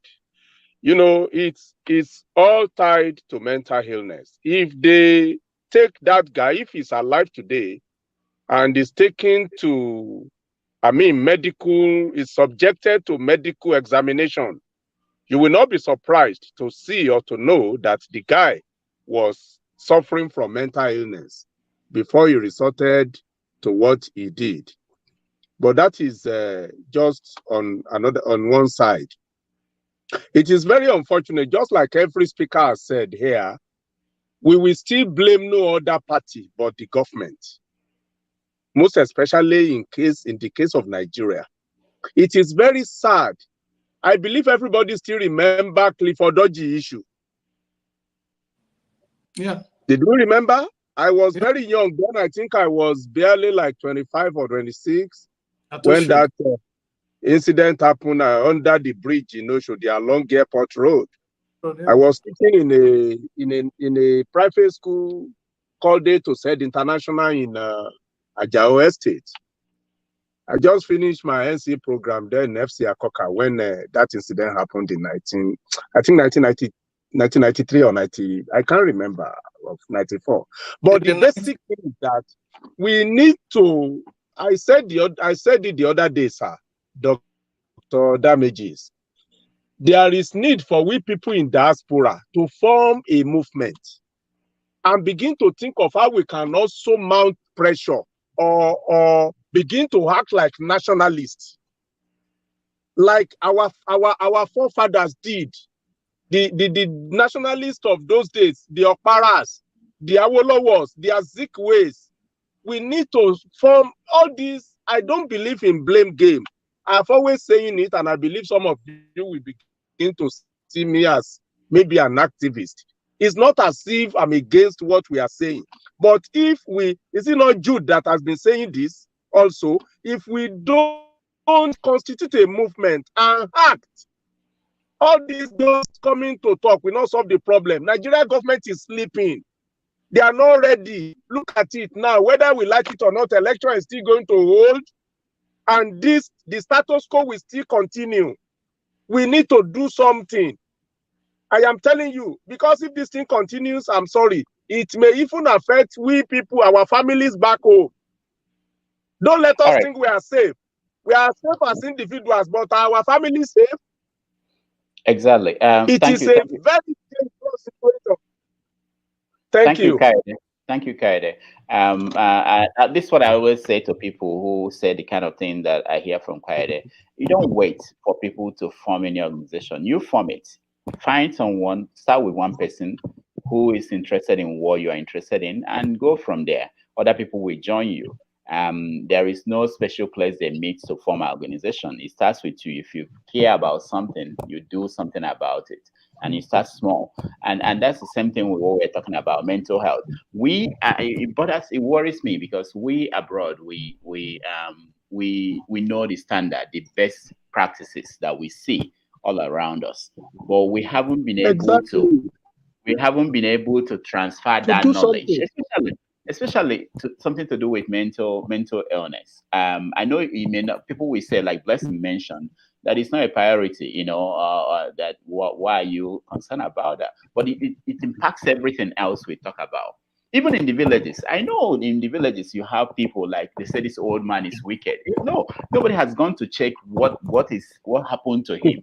There are some people who have toothache for more than 20 years. There's no dentist.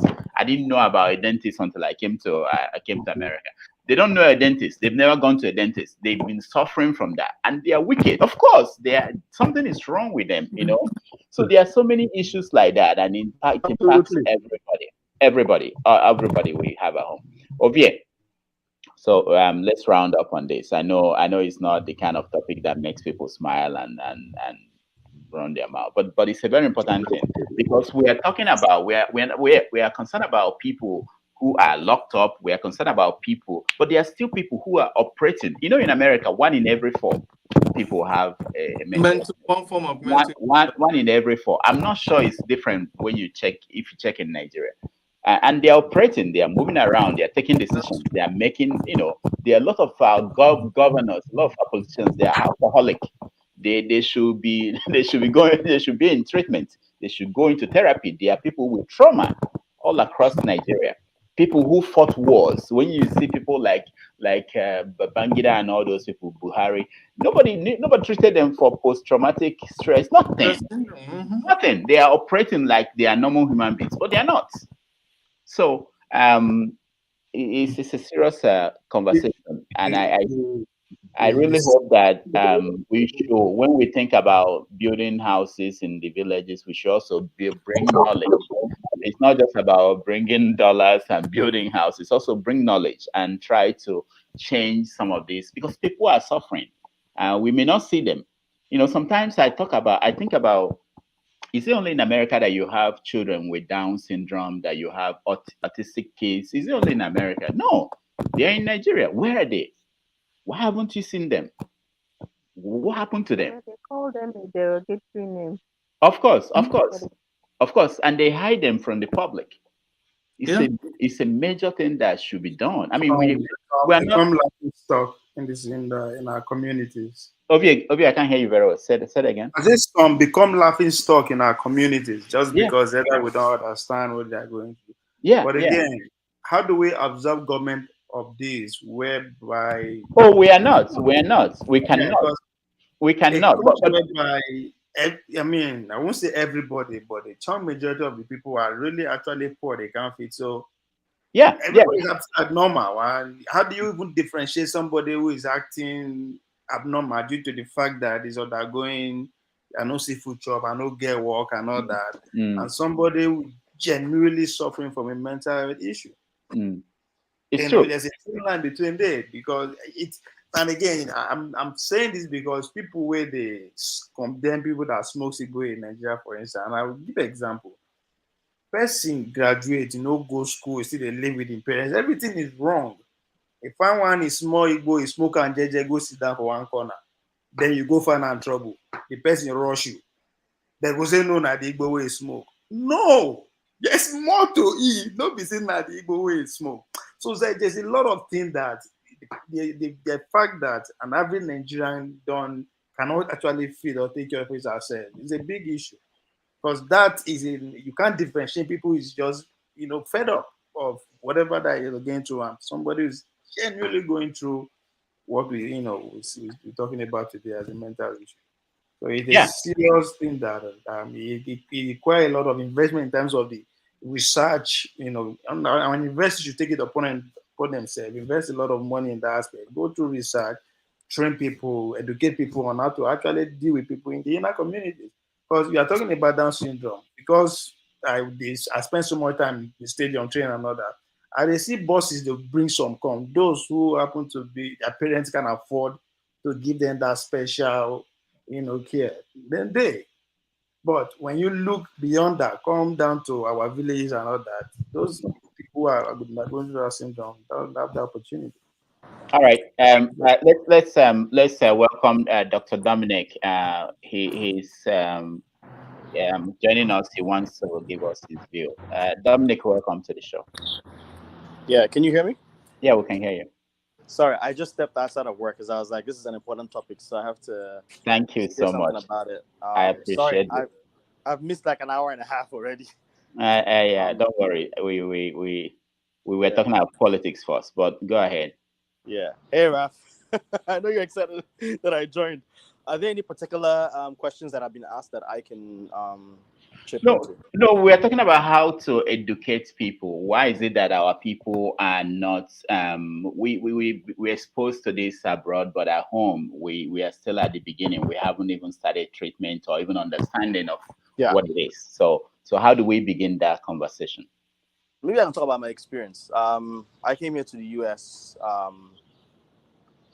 I was in university back home. There was strike, so I left. I came to the US through one of my uncles. Did my undergrad in biology, and then eventually worked for a little bit as a lab manager, and eventually ended up in med school. I think for me, I've kind of gone through a journey of evolution in terms of how I think about mental health. I had that, religious upbringing where people committing suicide and stuff like that is considered evil.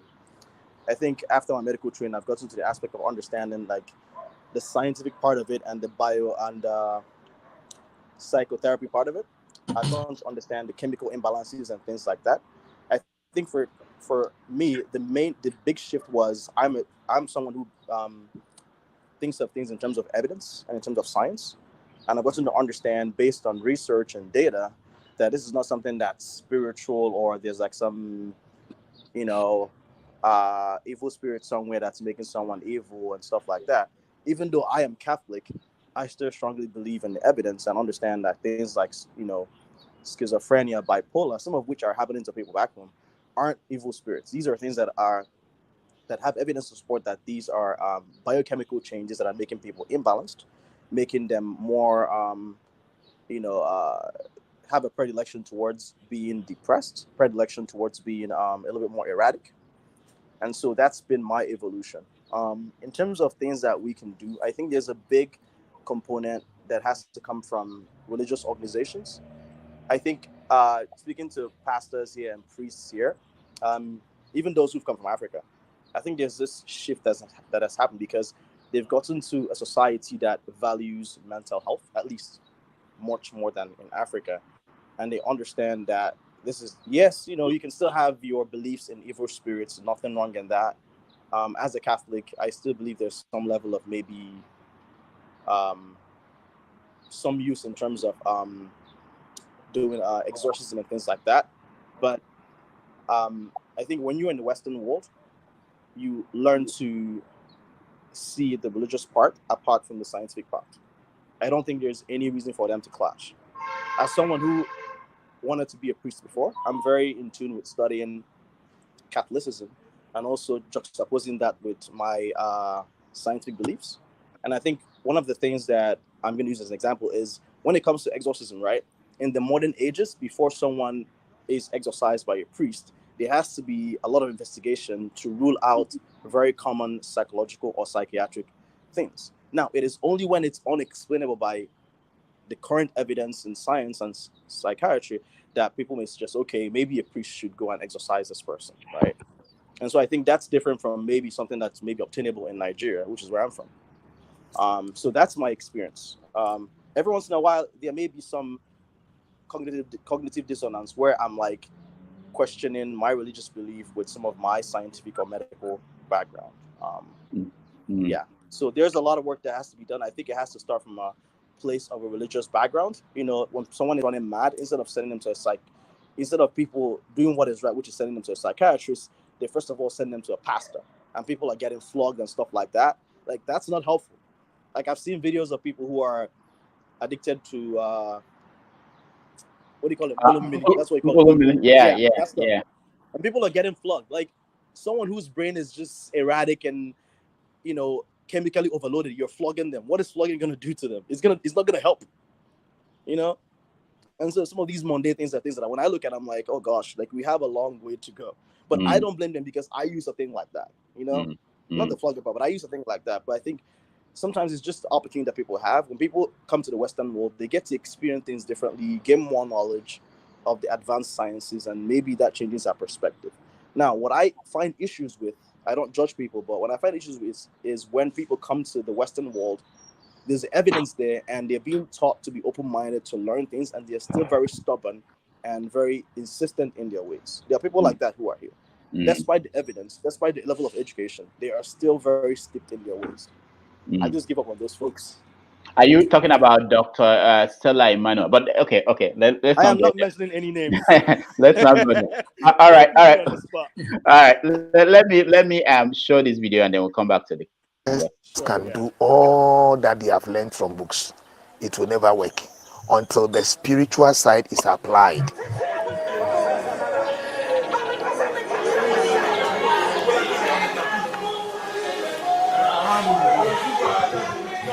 This is how they treat people like us. They think we are mad or something. The government outlawed chaining last year. The prophets insist it's the only option. We are gradually going away from it, but it's not easy because we don't have the facilities to confine them. And the moment we stop what we are doing, you see a whole lot of mental people walking on the streets of Ghana. Yeah, that's from Ghana. Every country in Africa is struggling with this issue, and they are not visible to a lot of us. When we were living there, it's like part of a market. Every market, you see people who basically have been written off by this society, It's something It's to think sad. about. I've actually Go had ahead. personal experience with this. I've actually had personal experience with this. Growing up as a kid, I grew up in the eastern part of Nigeria, I'm Igbo, and I remember as a kid there was this one. I don't say madness. This mentally challenged lady who used to stay close to our house, and people would always flog her. Because she's hungry, she's approaching people trying to get food, but you can still sense there's some level of mental imbalance. And people are flogging her for no reason. Just let the woman be. If you have something to give her, give her. And I remember as a kid, we had a mango tree that we didn't really like the mango. But every once in a while, this woman would come to our gate and she would beg for those mangoes. And I didn't, as an unassuming kid, I didn't think so much about it. I just gave her the mango because we didn't like it. Many years later, I didn't remember, this lady comes with a bunch of people. I'm assuming those are family members. And she's just very thankful that, she was much better now. I'm assuming she's taking medication. She was seen by doctors, I'm hoping. And you could see that she had that sanity back. But she was very, very grateful that we were, one of those people that didn't flog her and were able to provide her with, some basic sustenance. And that kind of, gratifies, how you are able to treat someone. And I think we have a long way to go in terms of having that empathy and understanding that, sometimes you have to go against the grain of what the society is trying to push at you. Because back home, it's all about evil spirits, your village people, right? All that stuff. Instead of just sometimes just leaving all of that aside and responding to how your body is pushing. Sometimes, like, even with all the acculturations that we have, sometimes your body just pushes you to act differently, to show empathy and love to someone else. And some, I feel like with a lot of things that are being ingrained in us religiously and societally, we just block our hearts to be very hard to people. And I think that's one thing that's changed for me here when I came to the States. I learned to be more open. I learned to volunteer and be, more kind to people. And I think that's something that's missing back home. Every time religious leaders are very strict in how they see things. You either view it from the lens of this pastor or that priest, or there's nothing else. One thing I want to mention before I head back to work is has to do with the way we treat people. I think the one thing that I value in religion, in my religious upbringing as a Catholic, is it allows me to have some form of grounding, right, to a higher being. And so whenever I interact with people, there's always a sense of I'm not just showing empathy and compassion just for the sake of it. I'm doing it for a particular purpose. So I think in that aspect, there's a religious component that is helpful. But when it comes to religion, ascribing hate and, intolerance to how we respond to others, that is where I'm like, okay, you have to question if this religious upbringing or virtue or whatever you gain from religion as a child is actually helpful. At the end of it, religion is supposed to lead you to love and compassion and not to hate.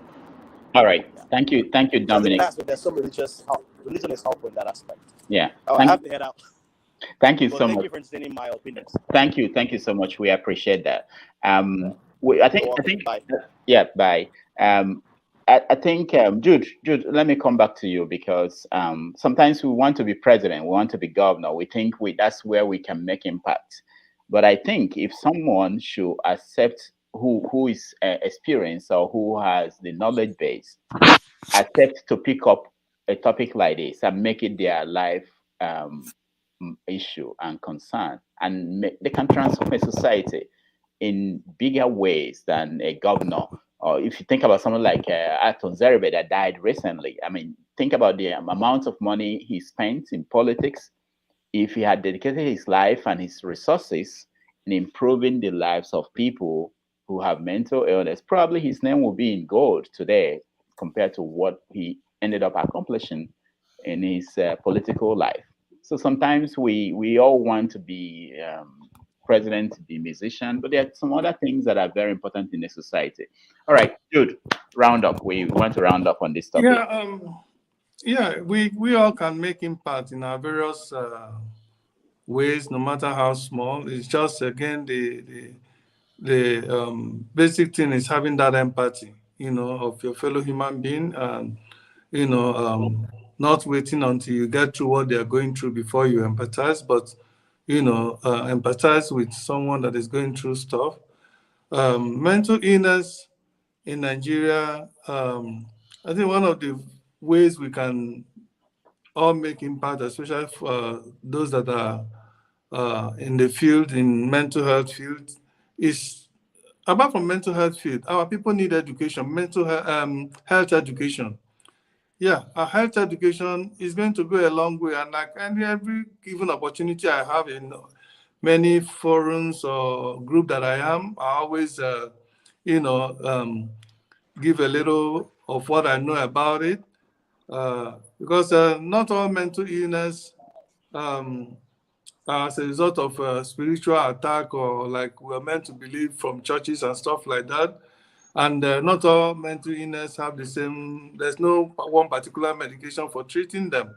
There are so many mental illness, mentally ill patients out there that are drug-induced. We call them drug-induced psychosis, like those who are taking Mkpurumiri, cocaine, tramadol, and all those hardcore drugs, heroin. If they are not treated and they continue like that, it degenerates to mental illness. Like somebody also pointed out, is I think it's Paul. A woman going through some psychological issue during pregnancy, and if it's not well resolved, that person could easily slide after giving birth to postpartum depression. And then again, even our tradition that are putting undue stress to many women that you must have a boy child, to make you like you have arrived in that marriage. That can also put an undue stress in that woman, that if it happens that in that pregnancy that she is expecting that, oh, come what may, this is going to be a boy child, and it happens to be the other way around, that can make that woman to slide into postpartum depression, and then will not be, thinking that maybe she will now start talking to herself, hallucinating, or seeing, being delusional and being paranoid. And then people will think that, oh, there's one spirit out there that is causing the problem. No, it's not a spirit. This is just normal life issues that have gone beyond our ability to absorb or to take care of. So like the doctor said there, a lot of mental illness as a result of chemical imbalance in the body. There are 5 basic chemicals in the body that when these ones are not balanced, even not eating well, taking some, lacking in some diets, can cause some mental illness.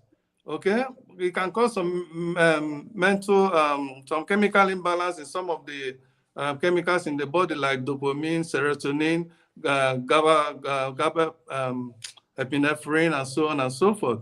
So there are so many things. And then like I said, people need health education, okay? Both in the churches, in fact, they can even introduce it in school, in secondary school, health education, even from primary school, health education. That again will help not to be stigmatizing those that have mental illness, so that when they see an issue coming up, somebody behaving in abnormally, hallucinating, talking to himself or herself, they can go to the hospital and seek for medical care, not simply taking the person to the church where at the end of the day no help is going to come from. The pastors will only end up exploiting the family, monetarily. At the end of the day, the patient is still the person will still remain like that. So we need health education, but again, everything still boils down on the government. The government dictates the direction on which the country takes.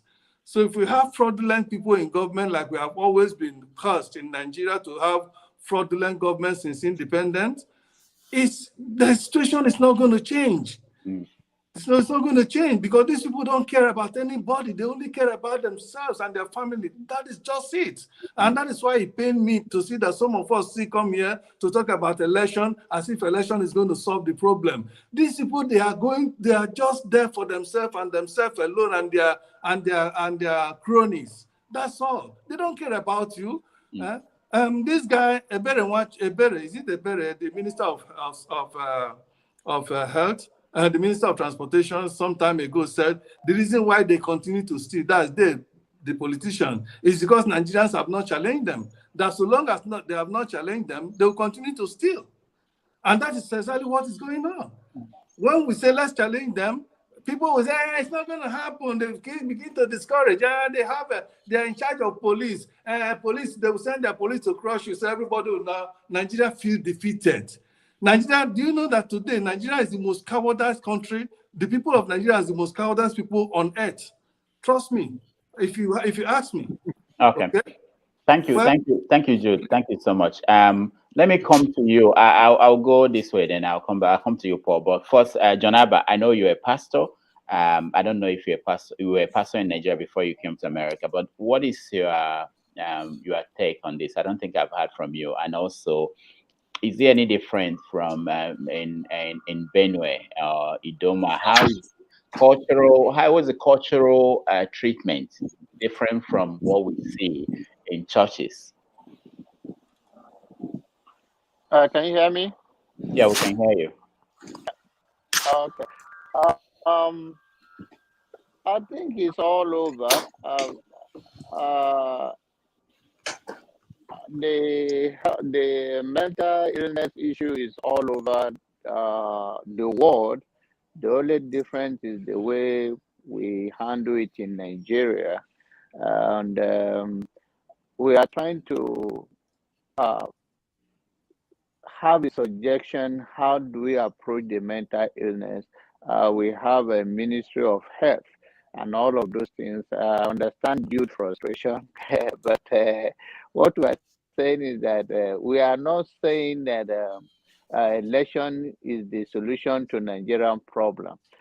Personally, let me speak for myself. What we are saying in this kind of situation is that how do we influence this society positively?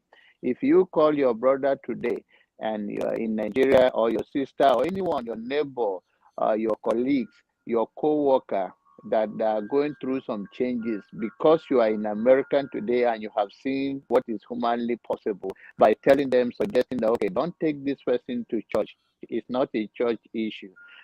This is about placing them on medication so that the chemical imbalance in their head can have treatment. But the issue of Benue or any other place is in Nigeria is the same way. They take some of them to Babalawo, say they then go go and do some spiritual thing, and some people believe in church prayer, and it's no different from any other part in the world. The only difference right now is that let us continue to speak through to the power. And gradually, personally, I learn so much when I come to this part of the world. Because what we see, call Ogbanje, we call this and all of that. When I enter bus in Lagos, I stay in Lagos for some time. I see people behaving somehow. When I come here now, I know that behavior was not normal, and that behavior is not just something that is a spiritual issue. Is now I can now relate to it, it's a mental illness. So let us continue to do this, use this program, reach out to our people back home, tell them. My uncle have a daughter. A pastor actually moved to that house, my uncle's house, which is very close to our compound back home. She's taking advantage of them. I believe 100% he was sleeping with my uncle's daughter in the name of he is a church, is a pastor, and the challenges they are facing is spiritual. But why I say that is that I have to call them, put him on phone, and say you got to leave this compound today. If you don't leave here today, me too are the pastor, but me, I will approach you differently. I'll send area boy to beat the hell out of you. In the next 1 hour, I want you to vacate that compound. And he did. He left because he knows that if not that I'm here, I have some influence and I have people back home to see that I see better, that is not the way to approach it. So let us continue to do that. Any other thing, Nigeria belongs to all of us. All right, thank you so much. There was a comment from somebody I found interesting. Please, let's stop this very time. Something happens in America and we start talking as if we have the same problem like America. Our problem is far different from it. It deals with stealing money in our country, and it's a mental health problem. Anyway, that's a comment from some of the people who are watching. Can I just say something? Add something to this. Okay, go ahead. Yeah, I think that we are all on the spectrum, one spectrum or the other, in terms of mental illness, and societies have to decide what they want to make of their citizens. There are times when someone that exhibits savant symptoms or behavior will be classed as crazy, but in modern society they will exploit it to achieve some excellence in whatever field that savant manifests itself. So I believe that nature does what it does for whatever reason it does. It creates people differently, and we have to have way of preserving certain traits. It's like you have people on a boat, stuck in a boat somewhere. One is a doctor, one is a lawyer, one is a real estate, and the other one, they can decide who to eat first before they all die in that boat, and so they would probably choose the real estate because it's not very useful. The point I'm making is that societies decide the kind of characters they preserve. Some characters that are classed as problematic, then they will frown at it, and other times they will embrace it. Some dictatorial characters can be embraced in certain situations, while in other situations you need people that are more collegiate and willing to come to agreement with people. So when we start understanding these things, I believe that you will start understanding how you prioritize, how you deal with people. In the end, you just have to deal with people humanely. What we see there is not humane. And the gentleman that was talking about, he said they don't have the facilities. It always goes back to whether you have the ability to deal with these things. If you are a parent, you know what you have to take care of your children. If you're not rich, you're not going to be able to provide private institution. You're not going to be able to send them overseas to educate themselves. All those things you can't do because you don't have the resources. That's how our society is. What we are seeing is just symptoms of us not having the resources. And when we talk about stealing from government, the last time I said it here, we keep blaming the government all the time. We forget we are most of the government. We are the ones that put our brothers in there. We criticize our brothers if they don't steal from the states. If our people our person gets into government and they don't do things to sabotage the system to benefit them personally or the family, we insult them. I've seen a Nigerian lady insult a civil servant that served because he wasn't corrupt. You need to see the vicious attack. I was like, what is that? You attack the person and you don't understand the fundamentals. You are breaking down the blocks that builds nations. The people that you should encourage, we attack them. I believe that if the people change, the government don't have a choice. Can the government convince the South to become Muslims? The government can't, because the people's mind are locked.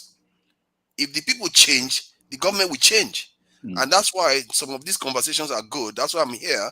Because when you talk to people and they start understanding that their mindset matters, every mindset matters. If you have the right mindset, then the government will not move.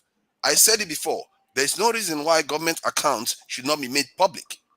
Why should we not see it?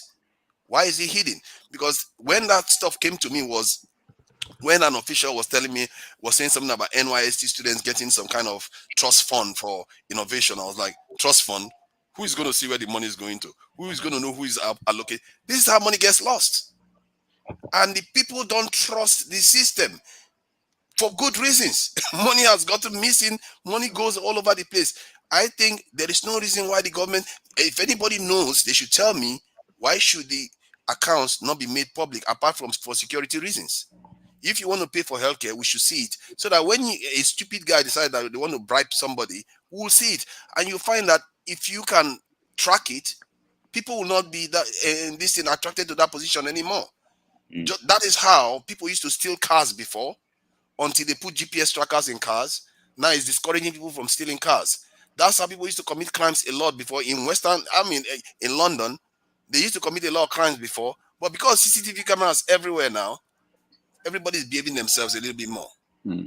Technology sometimes can aid us, and I believe that in Nigeria we should be tapping into that to solve our problem. That's what they call leapfrogging. We don't have to copy the Europeans. We can get ahead of them and create the most transparent system in the world. There's no reason why we can't do that if we are ambitious enough.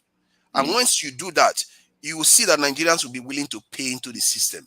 They will start trusting the system. Say, I know my money is going to be used for healthcare. I know my money is going to be used for. The pace. And it's us. It's us that will do it. It's not them. If we start changing our minds, they will be forced to do what we want because they can't force us to believe what we don't want to believe. No. All right. It could go both ways. I mean, the government, It's the government. It's the government. But individuals Otherwise, also they impact the leave government. Nigeria, go Western world, and immediately they go Western world, they continue to key into the system in the Western world. Why? It's because of the government, what the government have put in place in those If Western they come home, they know the customers they are coming to deal with, that are not ignorant, that know themselves, that know what they want. They are going to have to toe the line, because sooner or later, your governments, you will stop them from traveling. There's no reason why they should be answering to foreigners. This is why I chose this name very carefully, because we seem to have forgotten the people that enslaved our forefathers, the people that colonized us, and our leaders are going all over the place, going to placate them as if they are our friends. They are our rivals. All right. They are our rivals. We have to grow up and start understanding that we as men have to start running our country like men, like other people do. All right. Let's hear from Paul Jose. He just joined us. Paul, welcome to the show. Thank you. Go ahead. Dr. Damages, I remember something my father said many years ago. My father said Nigeria cannot even treat malaria, talk less of mental illness. That they'll just kill these people with sleeping pills. So when they give them sleeping pill, so he's calm, he's okay. Pastor, they try. Doctor, they try. You understand? So they create more problem from one problem, they create another problem. It is that bad. I think what we are doing here, it just begins like this. Little thing you learn here and there. When I came to America many years ago, I had fever. It was getting too much, so I had to go to the hospital. In fact, I didn't go to the hospital. My girlfriend took me to the hospital. So when I got there, they say, you have fever. You know, the traditional way, one or two people that had fever, they bring the so-called thing. They said, no, you don't need to eat anything. Fever is just a virus. Starve the fever gonna go. But in today in Nigeria, when you have fever, they bring milk to feed the virus. That's when you get milk. And it still happens till today. As little as that, I keep telling my siblings back home, you don't need all those things. Just starve the fever. I learned this. I've lived there, now I'm living here. It is very, very hard to change them. Just like somebody said, it's like convincing the people from Southeast to become Muslims. It can be very difficult. But I think if we can win one person, it begins with one, from one to one. Dr. Dami, you said the same thing to Kayode. Start this group. You know, some of the things I say here, people inbox me, people call me, hey, this kind of thing where you say, hey, it begins with your courage. I believe you just one step at a time, because this topic today, it is very, very sensitive and so emotional. It can be very painful. We all have families that we give name. Wicked, they have a hot temper. You know, we call all type of very strong words and everything, but we don't really know what they are going through, including ourselves too. You know, because sometimes we quick to say, for example, oh, this race. Even we in America, we quick to select, we quick to cherry pick. We judge people based on where we are coming from. But as the more you stay more longer, then we tend to understand better that no, things just don't work like this. Sometimes you don't even know what these people are going through and why it's things like this. I tell my cousin every day, you come to America with $700. Where do you live? You live in the ghetto. You want to live in cheap apartment. It is easy for us to cherry pick. We blame the African Americans because you see the worst of them. If you go live in Malibu, if you see an African American there, do you think he will behave like the way he will behave in Queens? No. It's a different thing. You know, it's completely different. Queens is now ghetto. Stop. I'm sorry. I came from Queens. I know, you used to be my neighbor before I ran away. No. The Bronx, okay, that's a different place. Okay, let's hear from Paul, the other Paul Jose. Hello? You are turn on your unmute yourself, please. Okay, you're unmuted. I can't hear you, Paul. Okay, we'll come back to you. Raf. Yes, my brother. They will say enemies now they pull me out, but I will say Peter Obi called me, so that's why I lost connection. Okay. Somebody said something that I just say, okay, let me just say this. I'm a veteran, right? And right after I got out of the Navy, I went for my checkup at the Veterans Hospital in Dallas. I was living in Texas then. So one of the first questions that they ask is, have you suffered any traumatic affair, or have you suffered anything traumatic, or had anything traumatic happen to you? Before they won't finish asking the question, I say, hell no. No, that's quick, because I did not get shot in battle. I did not, that's my thinking.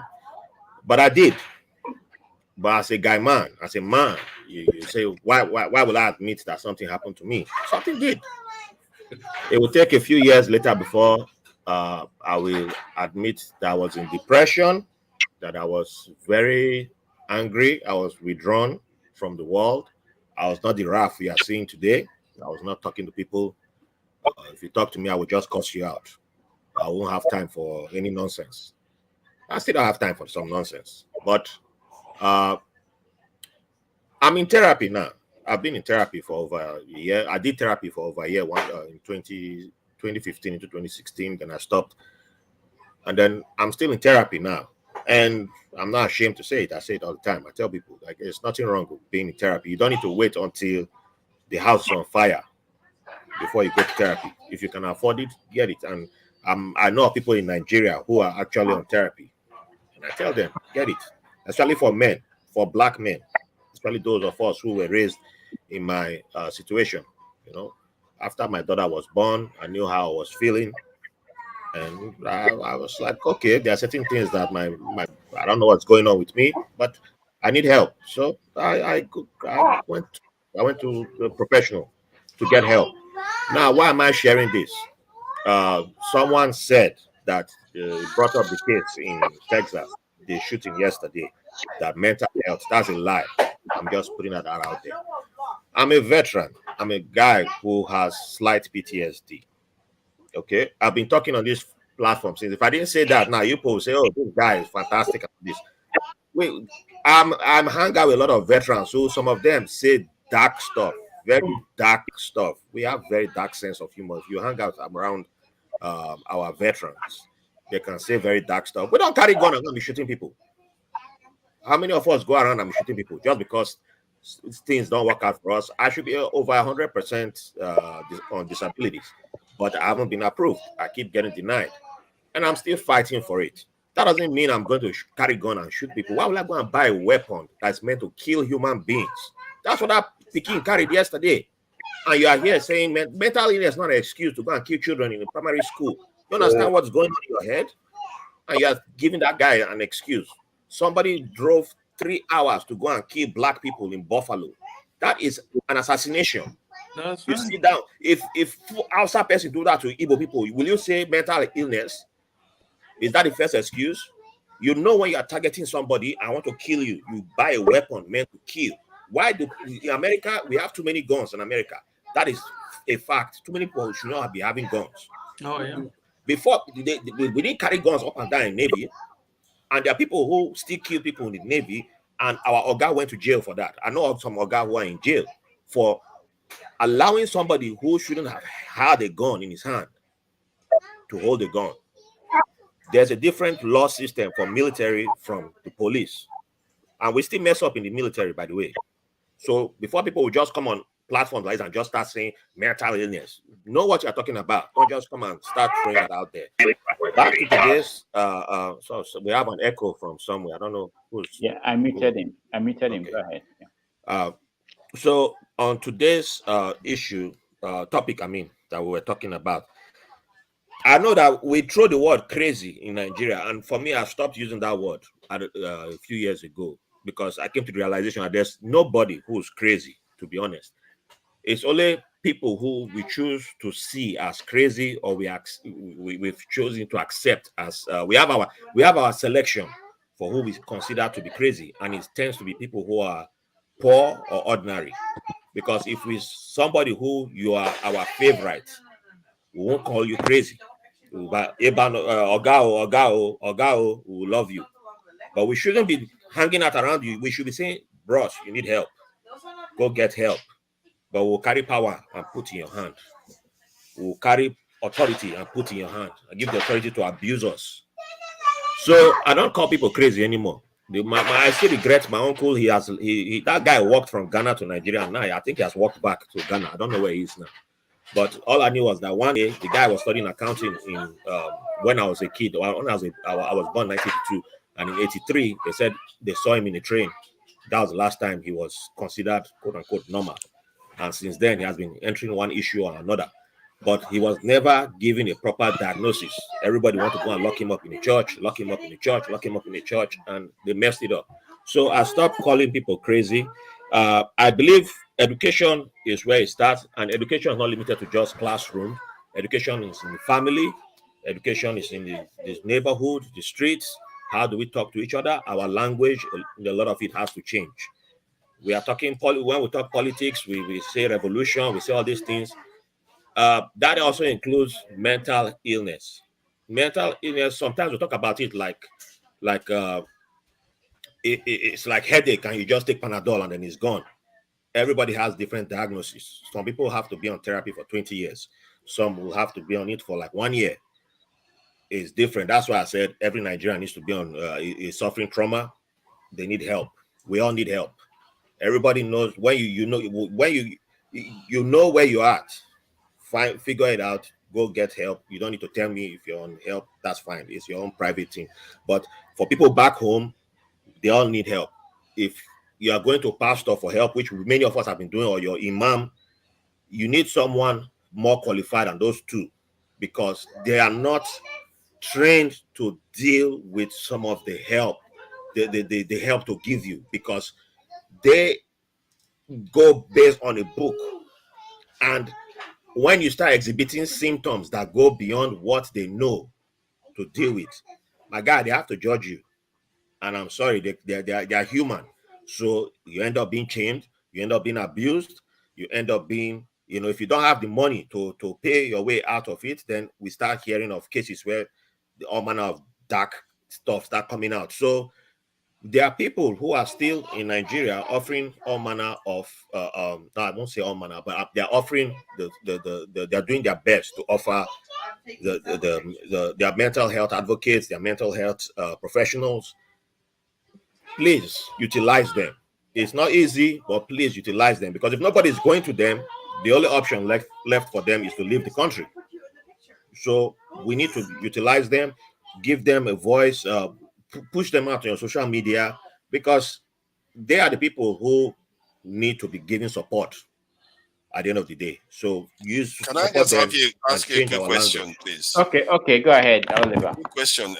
Because he is from the US, a country where just 2 years ago, 45,000 people were killed from gun violence, which is crazy. That is basically a war situation. Okay. And but somehow they managed to sanitize it to a point whereby we still like to go there. I think this tells someone something. I want to ask you, why is it that in the US, just like Nigeria, where we can fix power, they can't seem to sort that issue out? And also about your this unfortunate mental situation. Could it be because of leaving the military? Maybe you didn't have any traumatic experience from the military itself, but because you left it, because I've had a few people that say that because military is almost like a family, and when you leave it and you start a new life, sometimes just like the post-mortem stuff that they said, will lead to some form of depression that sets in after that period. Do you think maybe that could be associated with it, or is it some experience you had in the military? Okay. All right. First of all, I'm just going to be nice to you today. I was born and raised in Nigeria. I'm an Ijaw boy. I've lived in Jos, I lived in Benin City, I lived in Ibadan, I lived in Lagos. If you want history lesson, I give you history lesson. And I can give you history of many places. So careful where you go when you say I'm from the US and I'm a Nigerian American. All right? Now, wait, I'm Okay, fine. talking. Let me land. I'll let you speak. So give me some more respect there. Now, there's a reason why many men don't share their situation because of the way you asked your question now. I mentioned when I said I went for my checkup and I refused to admit that I had suffered a traumatic experience while I was in the service. And now you come with a question saying, oh, is it because I left the military? I know what a military is family. Veterans are still family. We still connect together. So we have people who've been living in the military. If you spend only 1 year in the military, you're a veteran. So we have that connection. We say brotherhood, including our sisters, including our gay brethren. We all consider each other. If except you're the one who's the type who's like right wing, then you don't consider gay people. But I'm not right wing, so I consider everybody a brethren. So when you separate, yes, you'll feel a detachment.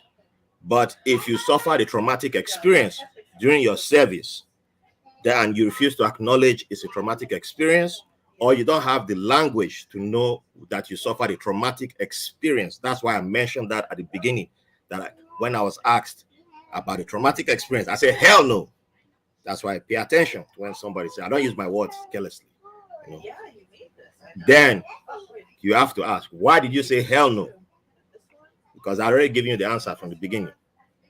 So, but yes, it had nothing to do with my separation, because I was already, it's the way I was raised in Nigeria. What do they tell you is, what do you consider trauma? Who tells you trauma? When I left Nigeria, I was 25, and then I joined the military immediately. So is your mindset about trauma? What the only thing you expect to hear is PTSD, that, oh, you got shot. So if you didn't get shot and you are going to be checked for healthcare, I should have been getting my disability, which is what I'm still paying for today, because I missed out for a couple of years until I moved to New York, and a nurse saw my record. I was like, why are you on zero? Why don't you have any disability? And I was like, what are you talking about? And she's like, what the hell? You're getting treatment for a whole bunch of things. There's no disability in your record. What is wrong with you? And I'm there doing Superman. I'm doing Superman, but my knee, my shoulder, I'm feeling pain everywhere, but I'm forming Superman. But you have to ask yourself, and I know many people like that. I know many people, I have 6-pack. But there are many of us like that. We're suffering this thing. And when they hear, oh boy, they go therapy, I want to try that, Hey, but I say, my guy, it's free. We have free services. Just go. You don't need to tell me. Don't tell me. Just talk to your doctor. It's free. They'll give you free service. It's for veterans. They'll give you free. It's not even like American private healthcare. About the gun situation, it's kind of like voting, right? You have one side saying, I want to solve a problem. Another side is invested in saying, don't solve it. How can you get to a solution? If the main public, the people that have the power to vote, aren't interested in voting in the side that wants to solve it, how can you reach a solution? So it's the voters' fault at the end of the day. If we don't vote the people who can solve it into power, then we will be stuck where we are, because we can blame Obama, blame Biden, we won't blame Trump, we won't blame George W. Bush, who will be thoughts and prayers. So that's where we are. So All right. We have to round up. We've done more than 2 hours. Paul Jose, do you want to speak? The round up. We've done more than 2 hours. Can you hear me now, Doctor? Yeah, but your line is not good. Your line is not good. We're hearing it. Are you watching on two devices? No. My phone. No. You may not know. You may not know that you open to browser. Can you hear me? Yeah. Okay. Go ahead. We won't talk. Go ahead. We won't talk. Just go ahead. Okay. You can hear me now. The doctor. I've been a great fan of you anyway. It's nice seeing you here.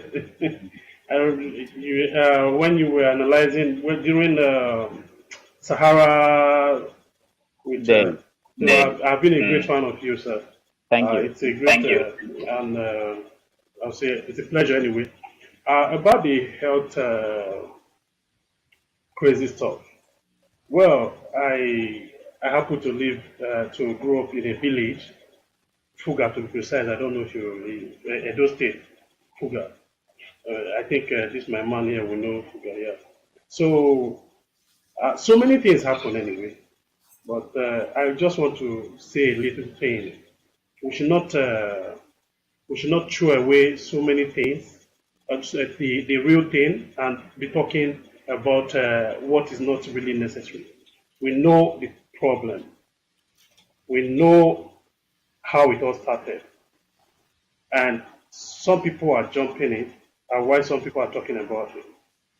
This guy, the doctor, I've forgotten his name. The doctor that spoke. Dominic, Yeah. He said so many things about what I want to say. He has nailed it all. We have a problem in Nigeria, and the big problem is the religion. It's not just politicians. To me, it's not just politics. Even even the politics is from the church.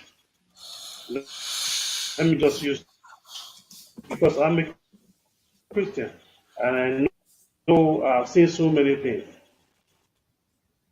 While I was growing up, I used to attend the Catholic church. I was born as a Catholic, and we knew how it was.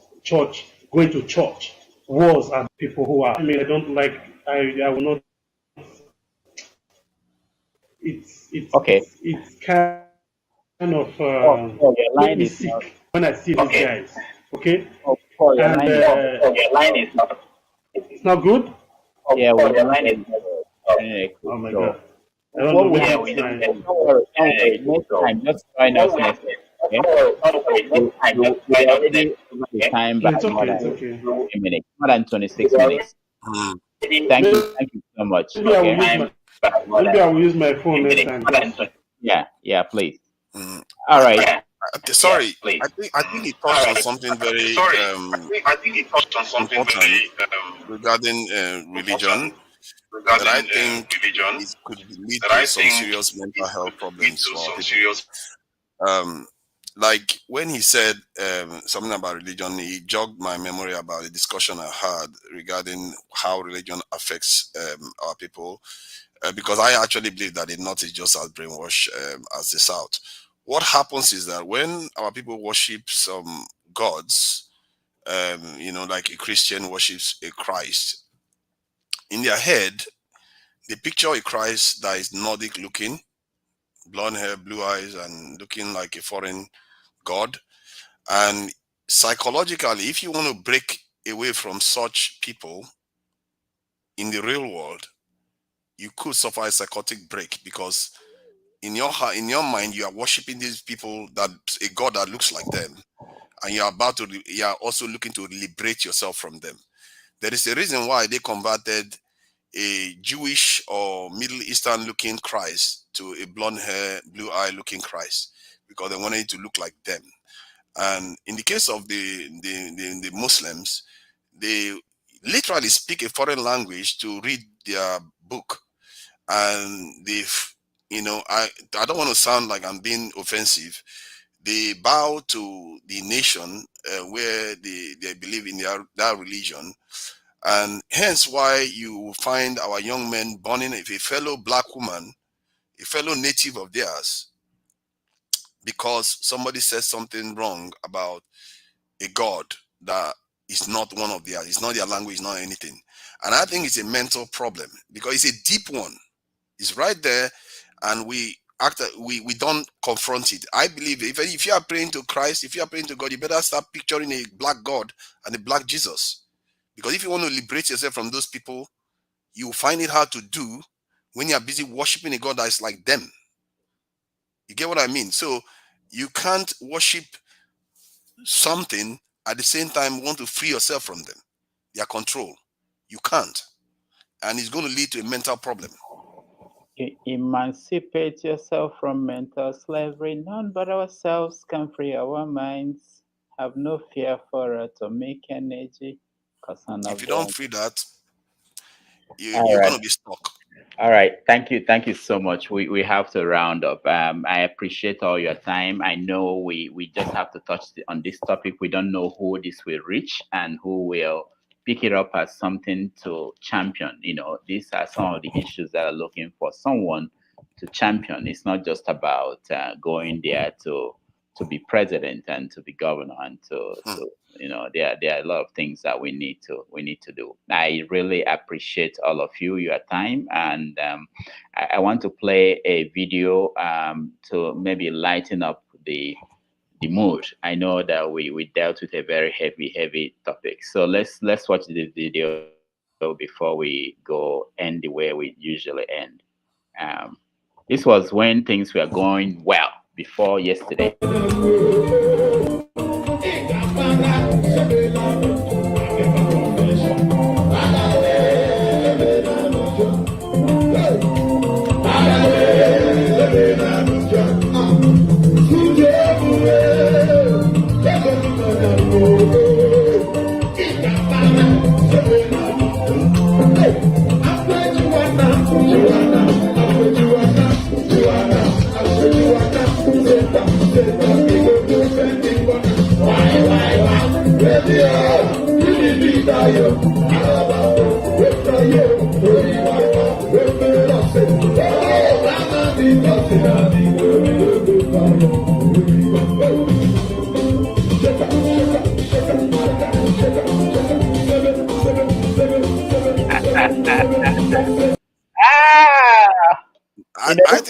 I think Wike might actually be the first Igbo president. People might not like it.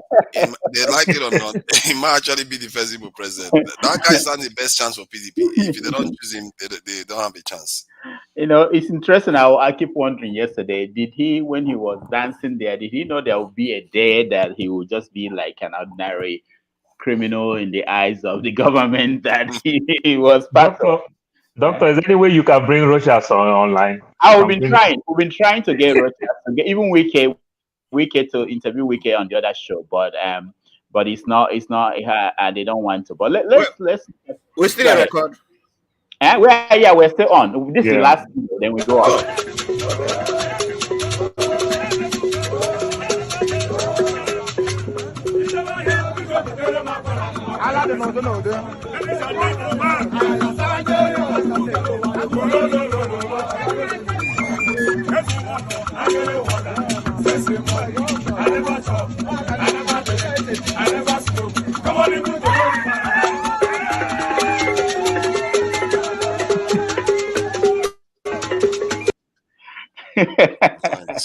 All right. So thank you everybody for joining us today. It's been wonderful. I appreciate your time, and we'll see you guys next week. Obie, thank you so much for joining us. Thank you for having me. Raf, thank you so much for joining us. Thank you, Doctor. Thank you, everyone. Forefathers, Paul, Ovie, Oliver. Dr. Damages, I have one question for you before you leave. And share, like the video and share, everybody. Yeah, please. And Paul, the other Paul said something about you following him for a very long time. I've been following you for a very long time, but let's leave that. When will you bring tomato juice? I'm working on it. I'm working on it. There are people who've been demanding for that. So by next week, I will give you answer when she's coming. Yeah. So she started her own podcast. So very soon I'll bring it.